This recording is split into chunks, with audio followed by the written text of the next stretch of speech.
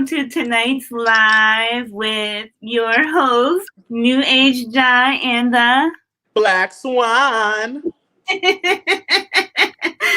I'm loving it, and the Black Swan and I have been through mountains and valleys today. I'll tell you that. Yes, we have a testimony to share on this very day Oh, because, it has been a whirlwind of trying to stumble into this moment, but we are yet alive and yet here. You feel me? thank God. And you know what? It took a Scorpio on our team to get us to where exactly where we're at. We needed the Dawn Esco to help facilitate us and rescue us from the drowning waters of Cancer. I'll tell you that. Shout out to Esco. Shout out to Esco. So everyone, everyone, what we've come here today to do is facilitate energetic transfers as well as healings for you during this Virgo moon configuration. As a Cancer Sun, Mercury, Jupiter, Chiron, Cancer in the 12th house, I'm really, really determined to deliver the best of my heart and spirit to give you what you need. Basically, I'm putting out the bosoms, the tatas, and I'm like, come feed babies. Come feed off of mama. She got some milk for you. And we have the assistance and the facilitation of Black Swan, which I'm really excited. He's been in the shop working all day, dishing out readings. I mean, he's supercharged, and I'm sure he has plenty of insight to give you as well. So we have a super chat donation thing going on. We're going to go through all of the 12 zodiac signs. The Black Swan and I will go through all the signs, and at the end, we will do his personalized reading. We have it listed for a one-card pull, but there may be some, impromptu things going on via each reading. We're only doing super chat once again, and it's 777 for each card pull. When you do send in your 777 super chat, please just mention, or if you don't have to, but if you have a particular subject or object or thing or thought in mind, just mention that in the super chat, and we'll take it from there. Totally, yes. Yes, somebody said you pay for a car with the super chat. Yes, and Boja, you kind of covered all that, the basics. We want to thank all of y'all for being here and for joining us at this time. We're at the end of Cancer season, and I think that we both felt inspired to collab at this time to kind of help bring some things together energetically for you guys and kind of narrate and illustrate. Kind of the energetic shift that we're in. Cancer season has been very emotional, to say the least. It's been very energetically swaying, and it's been really getting us into a place where we can feel more secure in ourselves. You know what I'm saying? Through the rain, through the storm, through the swaying of the wind. There's an overcast. There's something to behold, when you're at the shores of the waters of Cancer, waiting to receive, your mission, waiting to receive your message, waiting to receive your saving grace in a way, if that makes sense. So yeah, we're doing this to come together. We're coming together and we're about to give Cancer season its just due for this last leg.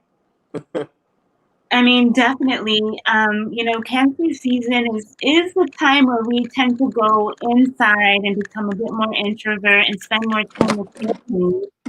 But a lot of the times, what we're doing is actually fighting against the emotional tides. Like, we're actually busting ass. We're actually working super hard, energetically, emotionally, and spiritually during Cancer season. And by now, we're probably exhausted. But I'm letting you know that, sure, it's somewhere in sight. You know what I mean? And although, we have Leo coming, Leo's more of a spiritual aspect. I mean, we can basically, you could say, die in the middle of the ocean and then be resurrected through Leo. But we're not trying to do that here. We're trying to get to safety and also let you know that I think more than ever is the time to like keep swimming, like really, really get your arm muscles going and just really keep swimming. Do you hear that, or is that me? You know what?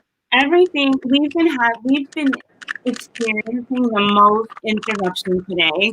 To not being able to get into the company email, to not knowing how to get into StreamYard, to like trying to contact admin, to talking to admin, getting Jonathan on the same page with me, and then like the communication is extremely delayed down to like Bluetooth issues and microphone issues. We've had so much interference today. It's like incredible. And there's like this energy or this entity that really wants to speak. It's been trying to speak this whole time, Jonathan. Yeah, I can hear that interference that you're talking about. The whole It's gone now. He's like, you can talk. Da da da da da. Da da da da da. Oh, what is it? Stop it! You're channeling it. You're channeling it. Is it or coming from my end, or does it stop when I sing? Yeah, it stops when you start talking. It's like he can talk. Look at, but he's hilarious. he's like whispering. Well, that means something. What is it? What is it that you want to say? What is it that it's like it's an interference, but it is that you want to speak. It's the distortion of Mercury and Cancer, I think. I think it's that distortion kind of shifting into But also there's a portal open today, which is why I thought the Virgo moon could be really cool to do healings because it's opposing Neptune. Right now, the moon is 22 degrees Virgo, I believe. Let me just double check. Yes. And Neptune is at 23 degrees Pisces. We're in a closing opposition to Neptune. And what is Neptune? Neptune is the key to other worlds. Neptune is the dissolver, the spiritual realm, the higher realms. It's the dimensions and the separations, the very essence of two worlds existing in one overlapping the other. And having the moon, the planet of communication, intuition, psychism, nurturing, yes, communication, is opposing or directly looking at this portal. And so we can't be exactly surprised that something wants to actually join in. I mean, what do we do about it? Yeah, I mean, I feel like I understand everything you're saying, Ja. Thank God you're very expressive, but the words are kind of like coming in and out a little bit. But like I feel like I can hear you. But yeah, it's just like a lot of distortion stuff. But we're gonna ride the wave. We're not gonna let this stop us. We're gonna, make it through the rain. Okay, fine. So I'm Mars and Venus is in my first house. I'm like, sis, stop. Ooh, wait, what's your first house again? Leo. Oh yeah. Well, you got to show stop. You got to come up and show stop. That's showstopper energy. You know what? My showstopper energy has always had to come to the forefront, even though my sun is in the 12th house. My sun is in a hidden space, so that's my Leo rising energy. I still get that shine on. Right. No, I love that. I mean, it seems like a contradiction or like a not well mixed blend when you have your sun in the 12th and then you have your rising being Leo. But for you, that's actually, it's like you're funneling through. It's like you can funnel through so much energy to bring forth this authentic expression through that 12th house kind of dark experience. It's like a black hole that is birthing a whole new world, a whole new expression. It's like birthing a baby entirely. You know what I mean? I think my savings grace is that I have nice connection between my moon, my Virgo moon, and my Cancer sun, which is actually today's configuration. But there's communication. They're actually twin child, which is like a talented aspect. But let's not go there. I just think that my consciousness and my emotional body will communicate extremely well. Yeah, totally. That's the only thing that saves me, really. Yeah. Shout out to Neighborhood Hope Dealer. Yes. Shout out to Lilac, Angel Fish. Shout out to J-Lo. Shout out to Ben. Hold on, let's get Blue Flame. Yeah. Yes, to everybody here. you is E.T. Norma. Norma was here from Zoom. Thank you. So, I really love your perspective as when I said that, Mercury's in Cancer, so it's like taking a walkie-talkie or a cell phone and submerging it in water. And this is where, like, that first initial, like, dunk into water static is happening, the goo goo goo goo goo sound, and eventually that phone or battery dies. Well, that's what can happen for a lot of people when Mercury goes into Cancer. Their mercurial communication skill, like transportive, connecting energy, gets muted. So this is the true test of time and power in your ability to become mutable. Although Cancer is a cardinal sign, Right. you're coming from a mutable, changeable energy that knows it's going to go into water. So right at that tail end of Gemini, you prepare to go in. And it's like Harry Potter, I think, in the Goblet of Fire, where like one of the tests were to figure out how to breathe underwater for the champions. And each one of the champions found a different way to breathe underwater. One like manifested a helmet, one manifested a shark head. I think Harry Potter like manifested gills. You see what I'm saying? And so Yeah. Well, right. I definitely think that there is some adapting that has to be, like just methods of communication when it comes to Mercury being Cancer. Like you said, it could bring a distorted kind of way to interpret a message, or, sounding like things are being spoken underwater, or, all those things. It's like trying to interpret something from a more heart-centered kind of invisible space. You know what I mean? Which really helps us to bring about greater energy for healing and birthing new realities. I feel like, I mean, yeah, with Mercury going into Cancer, definitely shifting into that more flexible, heart spaced, neurological, working with the way, all that stuff, just reworking how we communicate and interpret energy to better facilitate greater change for each other, ultimately. And that's why we're here on this video. This is a very mercurial thing, just the communication, everything that we were doing to get to this point. It has rolled over into this gathering now where we're bringing people together, and we're here, to speak from the heart, and to, Definitely. Definitely. We're definitely here to speak from the heart. And that also, entails speaking of, challenges, because the Mercury in Cancer represents a challenge. And so this can manifest in what different ways? Challenges with siblings, challenges with friends, challenges with communication, challenges with, connecting. And this is because we have to learn how to connect in a different way, in a more etheric way, in a more sensual way. You sound great now. The static is gone. Hallelujah. Thank you, Lord. Thank you. Sometimes you gotta wait. He gonna deliver you. He gonna deliver. Did we break through? I have no idea. So the gills. So it's like, what is your way of coping with emotions? What is your way? How do you communicate emotions? How do you use your emotions to connect with others? Do you have trouble connecting? Do you have trouble feeling? Do you have trouble expressing love? Do you have trouble cuddling? Do you have trouble hugging? Do you have trouble with touch? Do you not like to be touched? Can you not touch others? I mean, touch, closeness, intimacy. So, like, communion is an intimate emotional exchange between one or more people. Communion. So, Mercury in Cancer is communion, intimate emotional exchange. And that has its various expressions through, it could be through challenge, where one or two people are pushing each other emotionally to a different threshold in order for them to grow. But the challenge within that is to not take it too personally. As we know that Cancer tends to take things personally, like, what, me? And Right.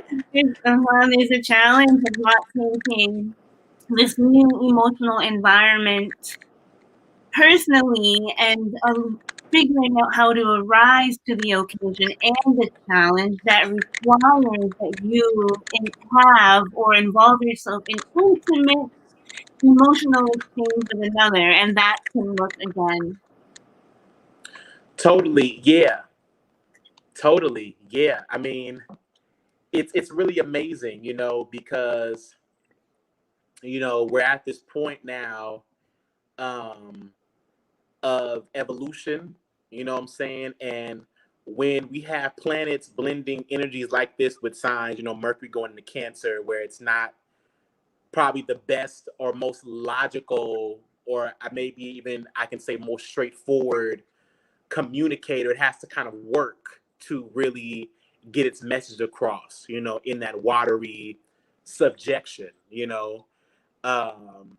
so I mean, I definitely look at this as a positive shift. It's definitely going to test our faith and our patience within our personal relationships right now. You know, Cancer being all about the home, family, siblings, relationships that are closest to us, closest to our heart center, closest to our relevant lifestyle. Um, this is really going to help us to mix in new ways of communicating, helping us to really pull family together, pull tribe together. You know, you mentioned touch. Somebody said, Lilac said, touch is my love language. This is definitely going to help us and push us into a space where we can start to really work and refine our love language and work to really meet people where they are and meet people with what they need. And, it's about listening underneath. It's not about listening just to listen out of. It's about listening to what you can't hear, which you do very well, Ja, underneath the current. So that's a whole new level of skill and service. See, what Mercury and Cancer is here to do in a very family community way is to how do I say it? Help us to create a better service. Help us to serve each other, in a better way, in a more intuitive way, in a more instinctual way, and not just doing things on the surface. You know what I mean? But truly meeting the needs of those who you consider to be your close, relevant connections in a way. you No. know so it's a deep time for healing and communicating what needs to be communicated. And this will be a time where I feel like after Cancer season is over, going into Leo, we'll have a whole new lineup of leaders, people who lead from a more emotionally heart-centered way of being. Healers. Healers, I believe, are the new leaders, if that makes sense. Healers. You know, Another thing about this Mercury in Cancer, y'all, is mental health. This mental health is another thing that's going to be addressed. So much of what the moon and Cancer has to deal with is our psychological makeup. Where does that come from? It comes from the womb. This is important. We need to talk about this because we don't have enough astrologers and spiritualists really, really digging deep to that origin, into those childlike, going into the communities, because that's what it is. And a lot of people want to live in love and light and prosperity without truly going to the root of where your sense of manifestation and personality and your gift has been contaminated, in that womb experience, going through that community, growing up through that, wherever you grew up, taking on whatever wounds from the mother or and father that have affected you. So Mercury is really going to go in while this moon is in Virgo and kind of help to illuminate and clear up certain things that have been laying dormant within that subconscious and that psyche. No, I really like what you hit like on a few points that were beautiful, like especially understanding that Cancer, the sign of Cancer is cardinal. The cardinal signs are the leaders. Aries, Cancer, Libra, Capricorn, because they're not going to wait for anybody. They're going to take charge. They're going to follow their intuition, whether it's fire, water, earth, air, whichever way they receive their intuitive capacity for. They're trailblazers. A lot of people tend to appoint Leo as the leader because it's royal, it's a king. but the king is fixed. The king sits in one kingdom. And like a lot of us don't want to stay in one kingdom. We want the ability to roam. And this is where this cardinal reality really comes into play. What does that sound? It's all good. It's not as bad as it was before. We just working with it. Okay. And so also, I love how you said how we now need to go a little deeper with what we're understanding or how we're using our mental framework, because we're not using a logic or a logic framework. We're actually sacrificing this need to be able to say 1, 2, 3, A, B, C, this like that, this fits in here, that goes like that. This is a pattern. This is an algorithm. We have to basically throw away this tendency to always like find the patterns and things and just kind of allow it to free flow. This is where we're going from a more mercurial way of thinking to a more moon-like thinking. And if you watched our full moon in Capricorn chat, I talked a lot about the moon and how the moon is the original messenger. Before Mercury is more of a dimensional planetary messenger, as it goes and talks to everybody, and the moon is strictly our communicator. It is our 911 dispatcher. It is the one that we can trust, that we go to. She was the first one who allowed communications to the other side of the world by reflecting back radio waves. That was discovered back in 1950. And so she was the only celestial object. She was the original satellite. So we get confused. Mercury and the moon and their roles get confused, and we forget how to tap into the moon to actually access or have access to the higher qualities of Mercury. Because the moon can do both. She can do emotional, subjective, and she can do objective, as she's the one who bounces light back, refracts light back. She's completely objective. You know what I mean? She's just giving back to you what she is getting, you know? Totally.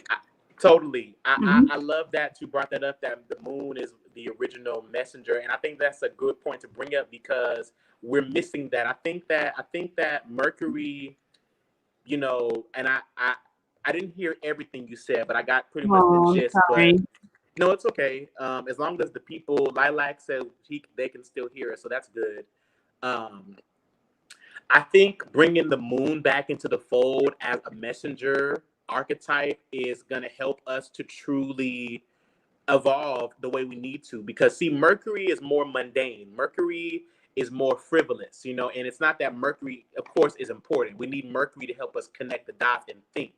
But the thing about Mercury is that Mercury is feeble and it's very wishy-washy, and it's like Mm. certain information that Mercury gathers for a certain time is Like not useful in a whole nother time.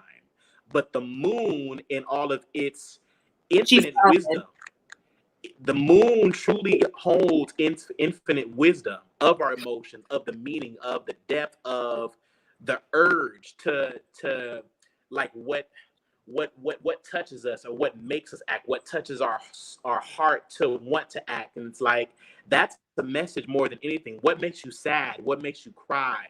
What makes you feel at home? Those are messages more than anything. And it's like we miss those things. We listen to so much about what people say and do, and we look at all this stuff. We look at all this stuff that's changeable, but we don't look at the stuff that speaks, like, you know, what truly makes somebody feel appreciated. And that's expressed through our moon, you know, what we like to eat, or what we indulge in, or what makes us feel comfortable. Like that is a message. And like we got to start looking at those things as more as messages than Mercury, because Mercury honestly is just here to connect it all. And it's like you gotta take Mercury at a with a grain of With salt. a grain You of know, it's salt. But at the same token, Mercury also helps things make sense. And right, that could be the downside to always listening to the moon, as the moon doesn't always make sense. You know right, what I mean? She can right. be confusing, and you know, determining or based on your amount of stability, because again, the moon is lunacy, based on your ability to remain stable, grounded, feet planted, determines how you're able to truly understand the moon and trust the moon. Yo, something's talking to me through this fucking laptop. No, and I'm sorry, I'm trying to like charge my No, phone at the like same I'm time. hearing like a female voice underlaid. Like I'm hearing different voices. Like it's no joke. Oh, really? Wow. Yeah. Yeah, there's something definitely like fighting for time and attention in the ether. Like I'm hearing it now as like, I want your time and attention, but there's like too many people. I don't know if this is for me, but like, and that's the thing about Virgo. You know, Virgo can be very nitpicky and wants attention at some times. When it feels like it's not having enough attention, it can get very antsy and moody and nagging. And that's kind of what I'm feeling, is like this nagging, like I'm trying to get your attention. This may just be for me, but I feel like it's for me too. yeah, and it may be just my ancestors or just something, but it's like something is like definitely like, okay, you gotta. It's almost like that wife that is like telling her husband, you work too much, like I want you at home. And like I feel that energy right now of like a woman like trying to like get to me or something. Well, it's not you, it's the both of us, and I'm gonna tell old homegirl to sit the fuck down. Because I don't know who sent you. I don't know where you came from, although I just may. Uh-oh. I think it just stopped. Well, it moved a bit because I see it. I know it. Yeah, that nagging wife. I'm telling you, Virgo is like that nagging wife. She always has a reason, but it's like sometimes I don't know. It's like that give and take, that push and pull with Virgo, man. Which brings me to the idea. Yeah, wow, she takes it down. Interesting. Light it up, light it up, light it up. So right now the sun and the moon are in what we call mutual reception. I wrote about it briefly. Yesterday's like astrology moon reading that I do online randomly. But so the moon rules Cancer and Mercury rules Virgo. Mercury is in Cancer and the moon is in Virgo. So they are in mutual reception, meaning each of their rulers are in each other's sign. They're helping each other out. They are. Cancer is the nurse and the healer.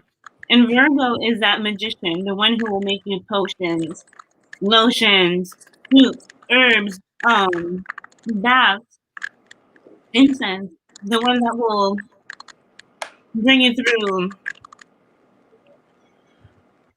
Oh, sorry. The one who will bring you through rehabilitation. They both do that. And so this is why we're here, anyways, to transmute the energy of affliction, whichever way that may be. Sorry.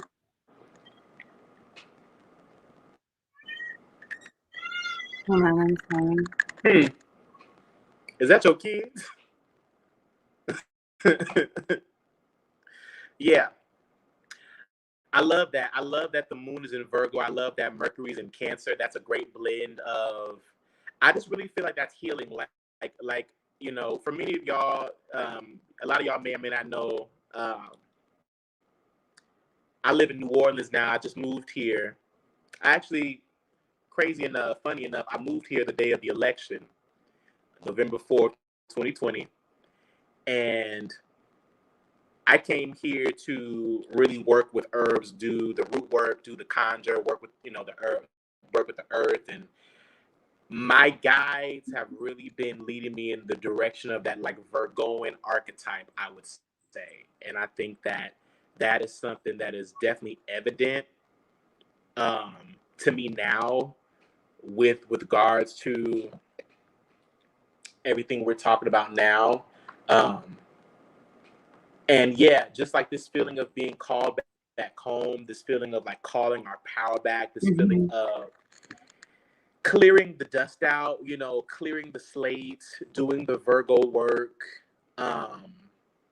truly being receptive to the wisdom of nature and of the divine feminine, of the universe, of your ancestors, of, you know, and clearing that blood. You know, another thing about Cancer, and I you know, we're just kind of throwing stuff out, but you know, Cancer is ancestry. You know what I'm saying? I mean, of course, you know, when you think of family, you think of ancestry, but that goes back a long way. You know, with, you know, when you're talking about, you know, the fourth house. So, you know, a lot of what we've had to really come up against and confront at this time is the nature of our ancestry and some of those ancestral patterns that we've held onto for so long. And you know what? And a lot of that stuff, when you say ancestral patterns, because a lot of people will say, you know, are going back to certain ancestral traditions. But I think that patterns and traditions are a little bit, I mean, one is built on the other, um, anyhow. But there, you know, there's this clearing out, there's this coming of age, there's this maturity, you know, there's this growth that we're starting to realize and embalm into when we get to Cancer season, especially when we get to the end. Now we're coming to the end of Cancer where it's more mastered. You know what I mean? And now we have Mercury there at the very beginning. Um, you know, clearing. You know, Mercury is coming in to clear. And speaking about that, like I really like that you bring that up. It's basically essentially the voice of the ancestors. This is the voice of the ancestors speaking onto you, and they may not always be good. Like, y'all be calling on your ancestors, but some of your ancestors don't love you. I mean, yeah, I mean, you know. I'm just saying, some of your ancestors do not love you. They curse their own that's children. true. Yeah, that's true. So, and that's the thing about it too. Like I think it's important that, you know, of course, everybody won't be called to it, but our ancestral work is very, very important, especially when you understand like how we've been born and bred through, you know, this timeline, this 3D dimension, you know. And when you come to ancestral work or talking about that sort of thing, you know, now you get into race, you get into ethnicity, you get into just why? all those things, and those are things that get brought up in the spiritual community as ways to define. I think if a motherfucker don't want you alive, a motherfucker don't want you alive. And I'm sorry to keep it so like clear cut like that, but it just is. You know what I mean? And so ancestral work is important. But sometimes you don't invite all of your family members to the party, do you? Right. See, that's why when I call on my ancestors, I learn now to call on my high, noble, and powerful ancestors, and those who mean me good, like who mean me the highest good. You know what I mean? So it gets deep. And, you know, I think that's another thing. Like, I'm glad we're talking about this because, like, I literally moved to New Orleans, you know, where my ancestors are from. I'd never been, well, I visited before I moved, but it was a big deal for me. And I knew that it was a move that was paved by my ancestors. And I knew that I was being led by that ancestral force. You know, well, I would say like that you can really tell the difference between who's who because the ancestors who want to help you, they won't require that much. You know what I mean? And they just won't. They'll be helping you regardless because I love you, baby. You my baby, I love my baby. I'm gonna help her out. I'm gonna help her out. This is what I'm doing, you know. So a lot of the times it can go unnoticed, but if they got you, they got you. And this is all a part of shadow work, y'all. Like all of that, this is all about that shadow and about integrating the shadow, accepting the shadow, understanding what you need to heal. Because another thing too, because what degree is Pluto at in Capricorn right now? I'll tell you. Well, we know it's at the end. It's pretty 25. Much in the last 25. Okay. Yeah. So it's like everything's like around the same numbers today. So the sun is almost there. The sun is almost there, going to be almost exactly opposing Pluto. So that's a whole nother layer, y'all. See, we haven't even really hit the peak of where what Cancer season is supposed to be, because Pluto's going to be the great destroyer. He's going to be the great denominator in all this thing. You feel me? Like Pluto's going to really drill a hole in this thing. Pluto's truly going to burn and purify and like get rid of what is not authentic to your makeup, or like how you're supposed to operate now in relation to your family and like, you know, your genetic makeup. You know, you like once the sun opposes Pluto, you completely have faced something. You have destroyed, you have illuminated a part of yourself that needs to go away and be turned into something else, or just gone away with forever. Definitely. So, And then when a big heavy hitter planet like Pluto or Saturn or Neptune are transiting, the sign opposing them,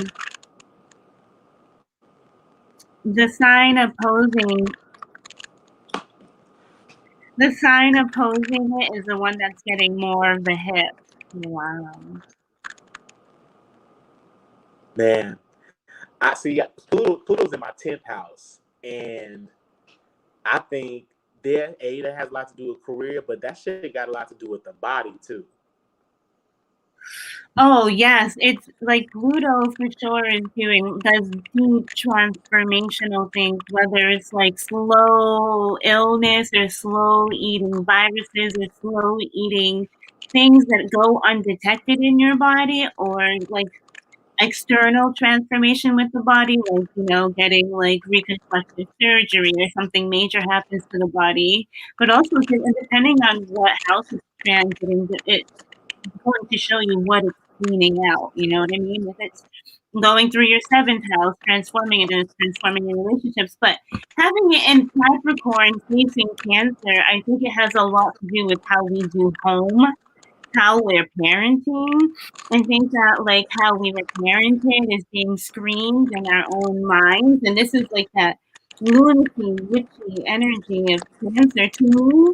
Sometimes Cancer energy reminds me of Mommy Dearest. And that combined with Virgo, I have this combination. So I kind of really liked Mommy Dearest growing up. That movie, Mommy Dearest, like, no more wired hangers. Never. Right. She's like really Right. like insane. So I think a lot of folks are also deciding that they don't even want to be parents. I think that's what's also being transformed with Pluto opposing Cancers. Like a lot of us in our age group, the millennials, are deciding to like not even have fucking kids, yo. Shout out to Radiant Gems. Shout out to Blue Flame. Yeah. So what do you think about that? What do you think about the idea of? Anyways, we're going like really deep, because like I wanted to start talking about why do you think that we don't want to have kids? You know, a lot of people are choosing not to have kids. That whole ideal of parenting and that home structure is completely revolting. But if you're ready, let's get into like these Virgo healings. The energy is extremely penetrating.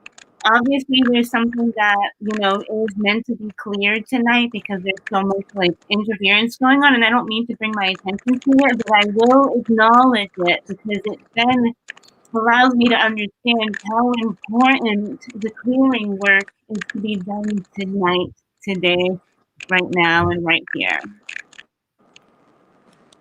Yeah. The interference has kind of persisted. Um, I can kind of hear what you're saying about the kids, but like you asked me a question, I wanted to answer it, but what were you asking? I was wondering what you thought about the idea of like millennials not really wanting to be parents. Like the idea of being a parent is being completely transformed. Oh, you saying millennials don't want to be parents now? Yeah, I was just like referring to the Pluto opposition to Cancer and how transformation okay. or the But ideals of like a parent. Mm-hmm. oh yeah, that's definitely a real thing right now. I feel like, um, well, that's interesting. I haven't even really thought about it in that aspect. But yeah, Pluto opposite Cancer, kind of, I guess, putting a dent in that ideal of what it is to be a parent, like the whole family structure. Well, you got to know the family structure has taken on a whole new form. I mean, that's another thing that we can talk about Cancer season is, uh, or just about, society, but in relation to Cancer season period is like how we feel now about our family structures. You Mm. know, how we feel about birthing.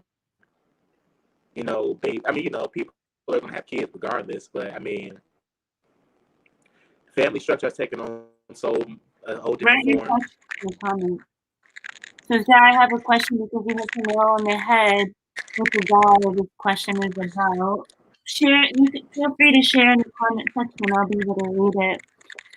We've been having sage burning. I've been having sage burning this whole time, and I did a deep prayer too. Okay, so do you want to get? Should we just start jumping into the signs? We're gonna do all the signs, and then we'll do the card pulls.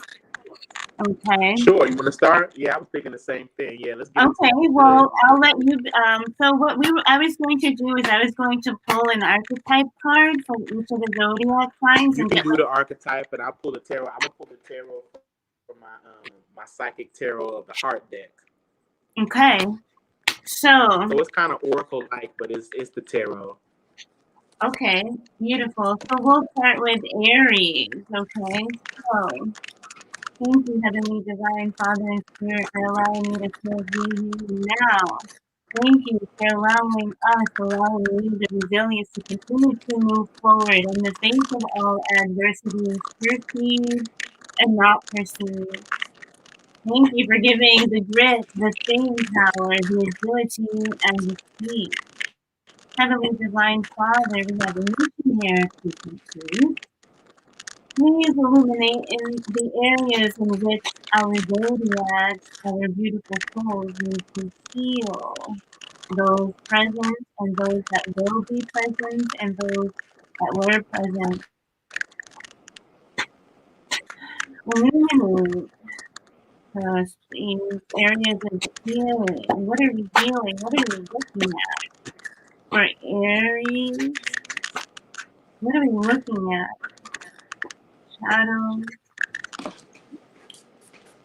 shadows, shadows, and light attributes. Aries.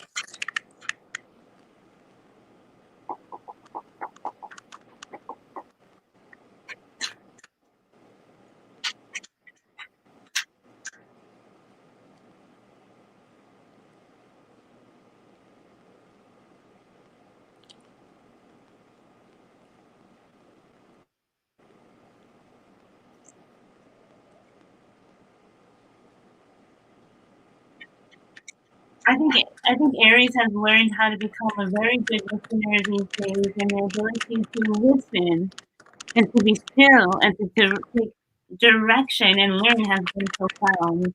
Oh, check that out. Very well. Aries, what you've been healing or what you've healed is the ability to humble yourself. You've been able to heal and master the ability to slow down and actually take direction.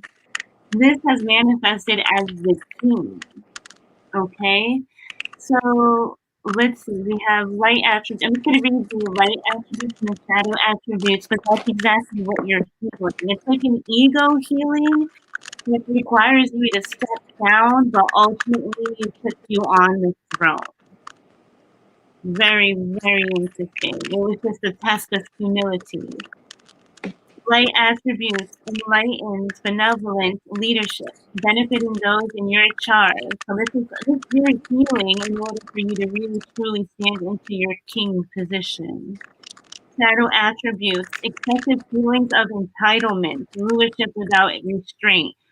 You basically self-test yourself, Aries, or will continue to do so, and the reward and title is yours. All right. I like what I heard there. Aries. Yeah, that humility is coming in strong, but that humility is going to serve Aries right. All right, Aries, let's get a psychic tarot for the heart pull for you. I'm asking nothing but, abundance and a clear message uh, that'll help you forward, give you some insight on moving forward. Coming to the end of Cancer season, Aries signs. Aries. All right. Okay. So we have sadness and isolation. And that's the Three of Swords.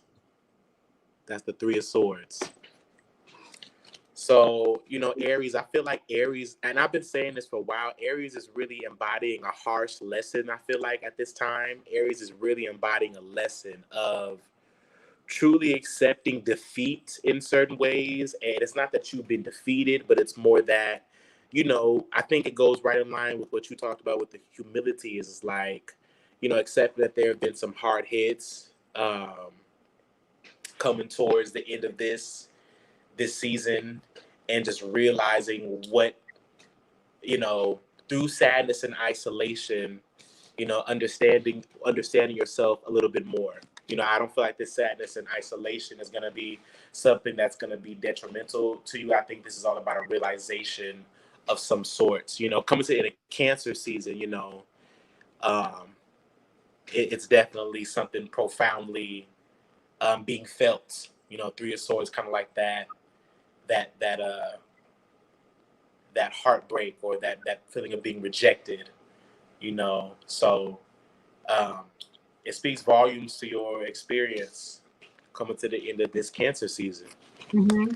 And it really truly speaks to your strength, too.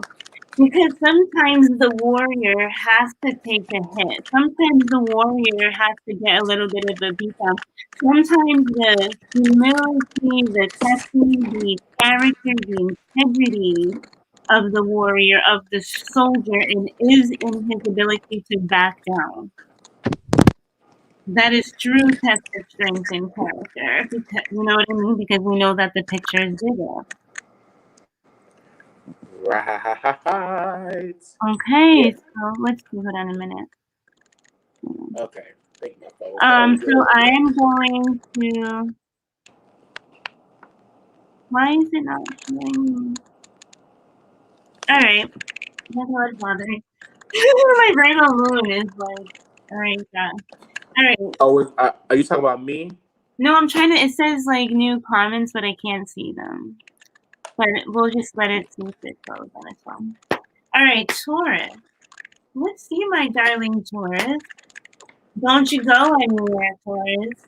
Don't be like that. First of all, you were sitting all the time feeling cool, and then the moment your name is brought up, you're like, "Oh I'm tired. I'm out." Like, no, come back here, Eeyore. So, this is what's popping out for you. So we have the damsel, and that's exactly that. The damsel to me isn't always in distress, although she may pretend to be. So Taurus, you feel inspired in the ways in which you feel like you need help, or in the ways in which you ask for help, or in the ways in which you feel helpless, victimized. Okay? Oh, Let me tell you about I'm that. tired. Let me hit on no. Come back here. Damsel, understanding the nature of healthy romance inspires you to rely on yourself. Okay? Yeah. Ooh. And just because people want to do stuff for you, Taurus, doesn't mean that you have to let them. You know what I'm saying? Like you're voluptuous, you're beautiful, you're ruled by Venus, like you're magnetic, you're attractive, like you just look tasty. You know what I'm saying? But it doesn't mean that we have to always take advantage of the help that's around us. This is something that you're healing and working on. You know, whether it's victim mindset where like no one ever does anything for me, or I have too much ability to have things done for me. Shadow attributes. Ooh. Taurus, hey, ask for help. Huh? Somebody said, Lilac said, Taurus, hey, ask for help. Or ask for help. Why can't? So in shadow attributes, waiting for a knight to provide for you, seduction by romantic illusion. Exactly what I said. You know, whether you're the one doing the seductive romantic thing or someone else is having it done to you, you're healing this aspect of yourself or having it illuminated and clearing it once and for all. That's only if you want to, though. Totally. Okay. I'm like listening to you. It's like that thing. I'm not, whatever. But I heard what you said. Okay. All right. All right. Let's get into Taurus from the Psychic Tarot. All right. See who follows up. Okay. Giving and receiving. This is the Six of Pentacles. Mm-hmm. Six of Pentacles. Yeah. Okay. So there goes that exchange, and there goes towards you being able to see. I think Taurus is really learning in a lot of ways at this time to be more vulnerable. Taurus is learning how to be more vulnerable and really open themselves up to important blessings and like important lessons that are going to bring blessings. And how that's going to look is like, that real sharing, being able to give, allowing others to be able to give to you, and really, really invest in a pure way, in a way that's not contorted or in a way that's not forced or about control, but really, really being able to be open-hearted and really, really receive what you need, and not trying to be anything, you know what I'm saying, but what you are in the moment in order to receive that. So that's beautiful energy. That's beautiful. Mm-hmm. Mm-hmm. Okay. Let's continue. Gemini. Right, like same thing.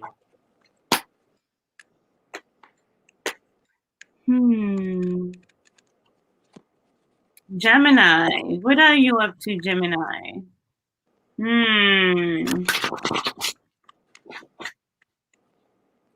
Gemini.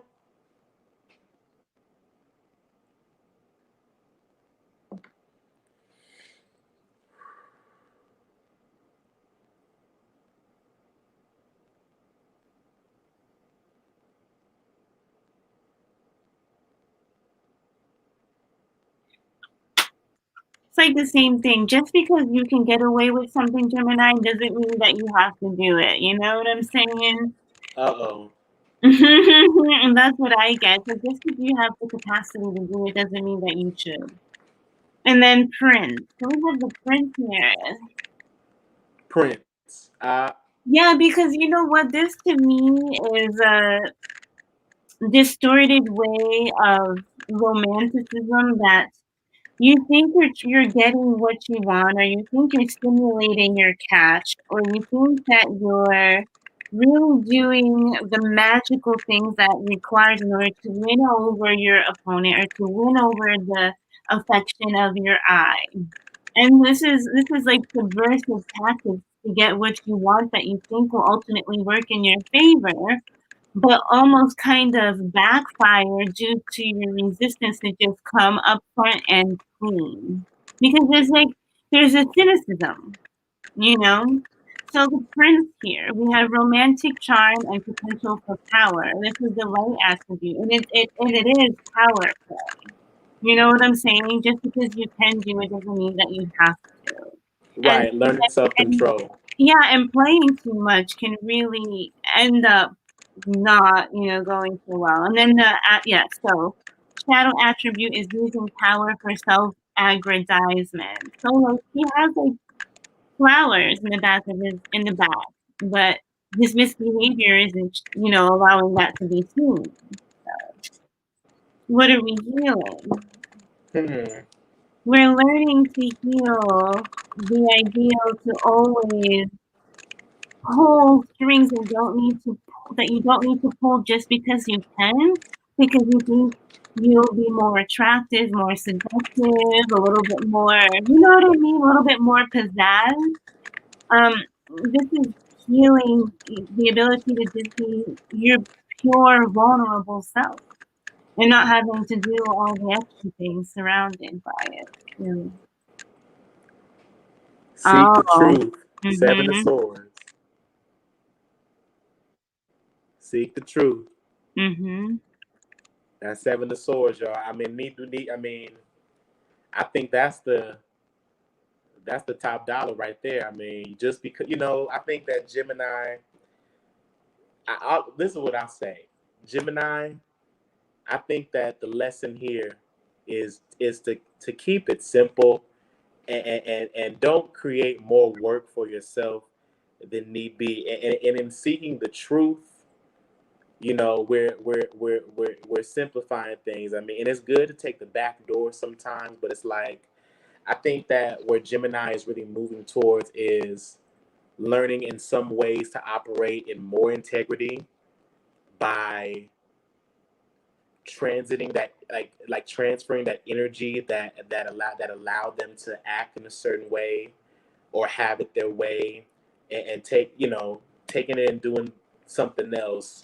But ultimately, this is about shifting into just a different level of awareness, about how you're doing things and about, where your true priorities lie. And ultimately, it's going to want to lead you to get more stable in some way. Yeah, not pushing your crush out in the middle of the playground. Watching him or her scrape their knee, like, I like you, and like push them, and like, why the fuck did you even just push me? Like, just doing shit. I don't know. I didn't know what to do. Just doing shit. Just doing stuff, right? Just doing shit, man. All right, Cancer. Cancer.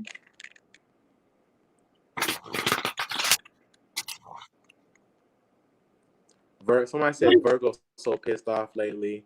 Ozarks live. Yeah, I said the same thing. I've been saying the same thing. I said Virgo want to kill everybody. What is Cancer healing right now? Whatever, let's put it out on blast. What is Cancer healing right now? Oh, wait, that's too many information, so I only want one. I only want one. Excuse me. Don't show out. I didn't ask for all the problems. I just said one. She's like, oh, you want to expose? All right, bitch. Here you go. Here's your trunk lid. Ooh. What is that? Cancer. This is a Fool. So to me, this is healing your need to put everything on Front Street sometimes. And this is also healing this like idea that everyone is laughing at you. You know what I'm saying? That someone's always like thinking some shit. Like the Fool also has to learn how to just let some shit go though. At the same time, like just fucking let it go. And also the Fool is also learning how to deal with double sides, two sides. Hiding emotion, showing emotion. What does that balance look like? I need to show emotion, but how do I show it? Am I being too extreme? And then hence becoming the fool as others watch. Wow, that's powerful right there. I understand. Ooh, that's so powerful right now. That's powerful. Yeah. Lord help. I love that. I love that.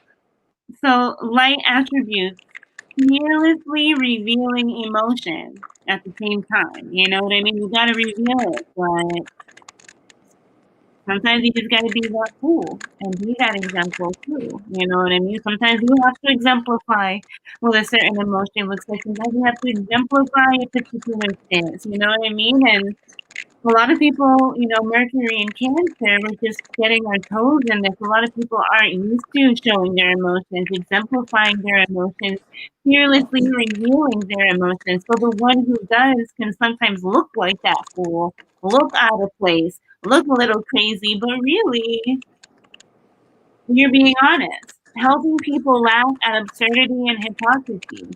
This is also, again, not taking yourself so seriously. Shadow attributes. Using humor to wound rather than liberate. Denial of your emotional truth.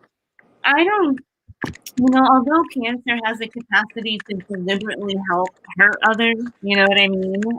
Using words or whatever. I don't really feel like that's what it's about. I think it's about figuring out a way to be in your truth and to express your truth without feeling like someone always feels some type of way about it.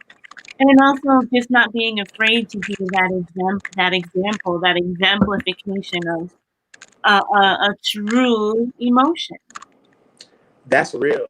I love that. That's amazing. I think that's great for Cancer. You know, I think that's Mm. great. That's the end of, you know, your season, and like you're coming to a point of like this real raw emotional understanding of yourself. You're, you know, and it's like expression, you know, and letting it come through and being authentic is like, why not? Like that's the move right there for you, of course. Ooh, I'm excited to pull mine. I'm excited. I'm excited. Let's see what's coming through. All right. Interesting. Seven of Pentacles. Awaiting results. Awaiting results. Hmm.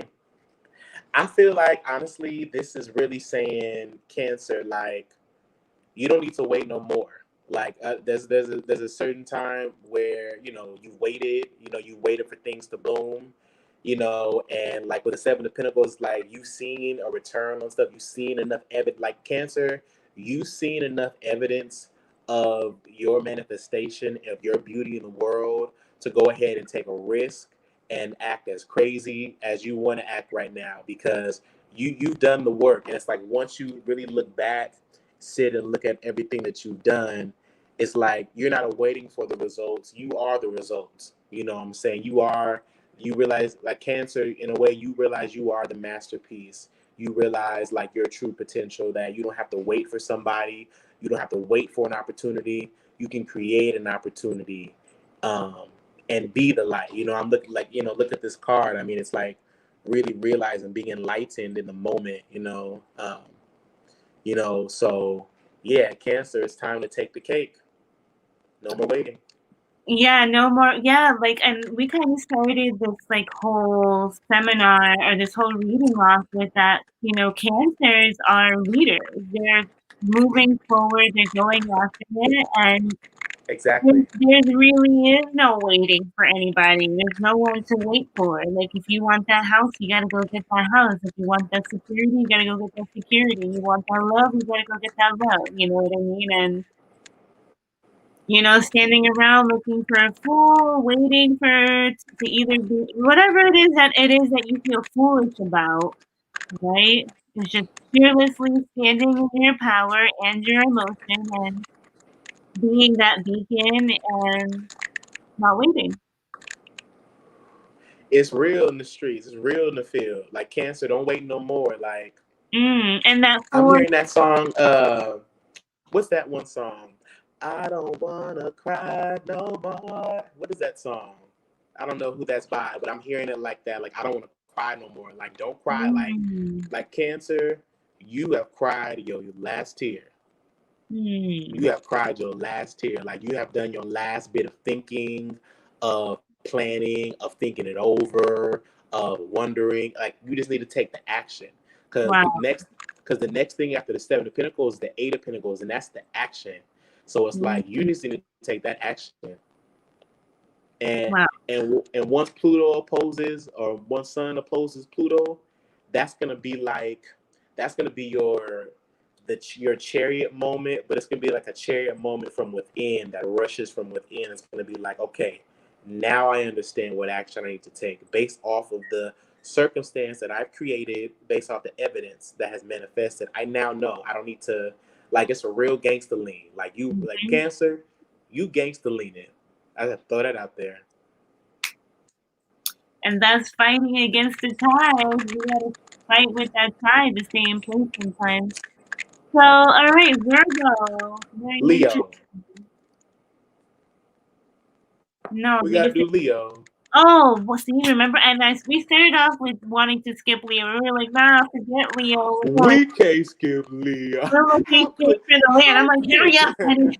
I can't go through any more resurrection. Like, okay, Leo. All right, let's see. What does Leo got? Because we know Mars and Venus is like parlaying over there, but what's really going on with Leo? I don't think we really know what's going on with Leo. Leo about to be a mess. You already know Leo about to be a mess. Yeah, what's up with that? It's I don't know. It's my first house. I'm like, I don't know. Well, that's something's gonna be exposed for Leo. Like when the sun enters that first house, like the world is gonna be lit up. It's like going away on vacation and going away for a few days, and then you come back and you realize you didn't pick up when you left.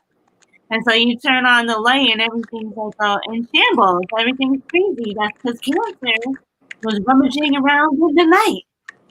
No one was looking. Man, exactly. Come on. Okay, here we are. Mediator. So they are taking a step back almost. Can I see?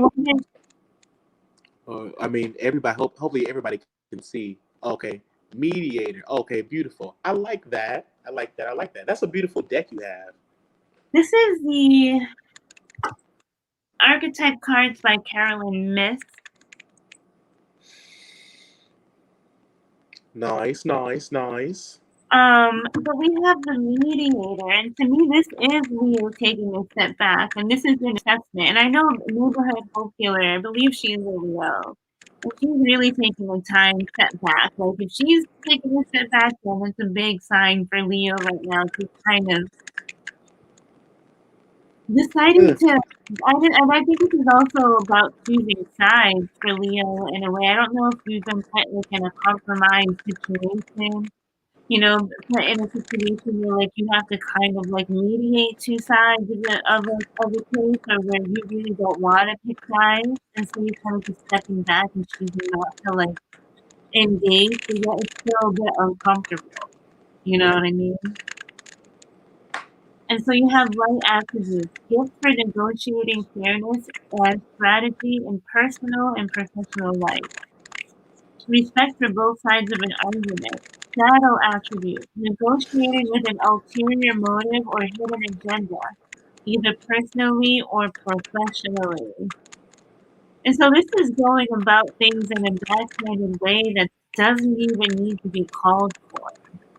If you have a gift and a knack for getting your way, selling, or swaying people, then why is it that you have to be underhanded in your techniques in order to get what it is that you're getting?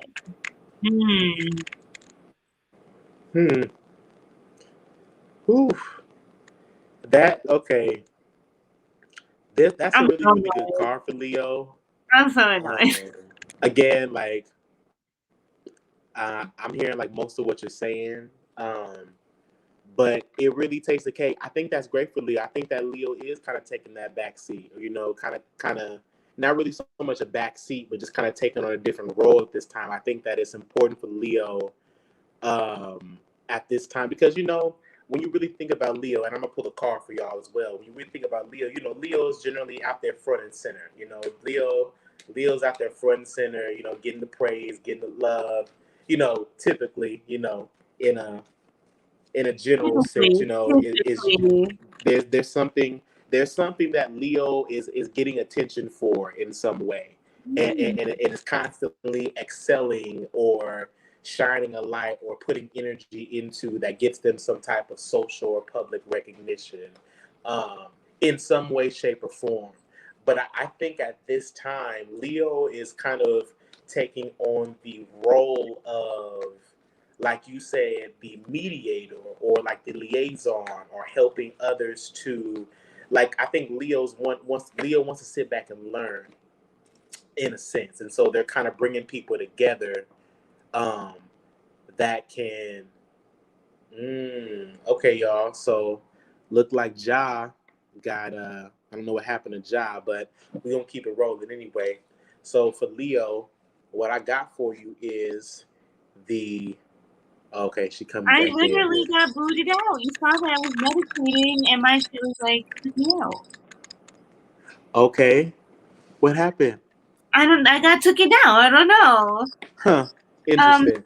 can you say it again? So Leo, I heard I was really listening to what you're saying. Is that so like what the last image I got is that Leo is that mediator and Leo's actually putting the hand out and letting others hold their hand while they support them on their next two steps up and over. You know what I mean? So it's like the benevolent king or queen actually goes down into the village or actually steps down and helps others step up. So, Totally. mm. Totally. Yeah, that makes a lot of sense. With that being said, yes, it's interesting.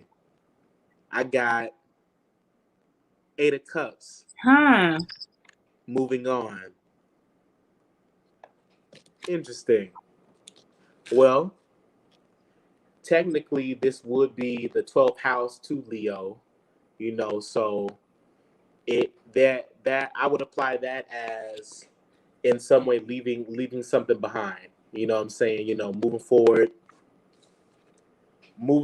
from a role, you know, a habit, a pattern that doesn't necessarily serve you. And you know, I feel like that could go into with that mediator card because it's really about understanding the roles that you play. You know, Leo takes on that strong role in whatever they do, and so I feel like and what I'm seeing, there's just a shifting or a changing of the guard in some way, and so that moving on is more about like an understanding of maybe where you've been, who you are, and what you'd rather be doing. So you're leaving something behind ultimately. Yeah, and this is also like, the king has, went off of the throne into the village in order to like see what was going on and got lost and stumbled and stayed somewhere they weren't supposed to.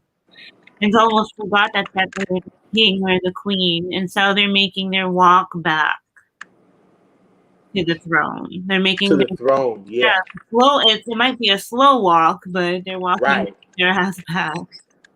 Right. This is Simba. This is Simba coming back to Pride Rock. Yeah. Oh yeah, even though he's like a little like his head's down a bit, but he doesn't realize that it shouldn't be. Yeah. Very That's nice. Simba. He coming back to he realizing that he's king, Mm-hmm. realizing that Yeah, okay, you know, I gotta go back to where I need to be. I like that a lot, and it could be a shameful walk because you're sometimes your own doubts and your own nobility and your need to be integral and stand in your character. Sometimes you hold yourself too tightly to things past that don't even like matter anymore. Like Yeah. Yeah. Leo is going through some dramatic shifts. I'm telling you. Leo is really shifting is flipping the script. I'm telling you. Leo, I feel it. Like with Leo, it's a whole nother dynamic taking place. People don't even realize. I mean, and only Leo's closest friends really realize and can understand what shift is. You know, because it, it, with with it being Mars and Venus there, you know, that's really coming in as like some sort of shift or tower moment, but also a shift in value as well. You know, so you got Saturn across from it. I mean, it's so much that could take place with this. But yeah, anyway. I like it. Virgo.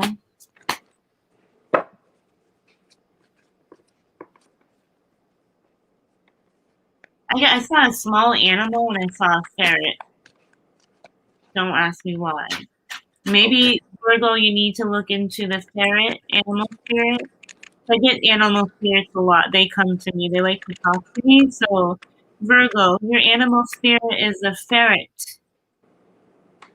So you have to do your own research or like do your own thing on the ferret. Do you have ferret energy around you, or you're being called to heal that ferret energy, or you're taking it on?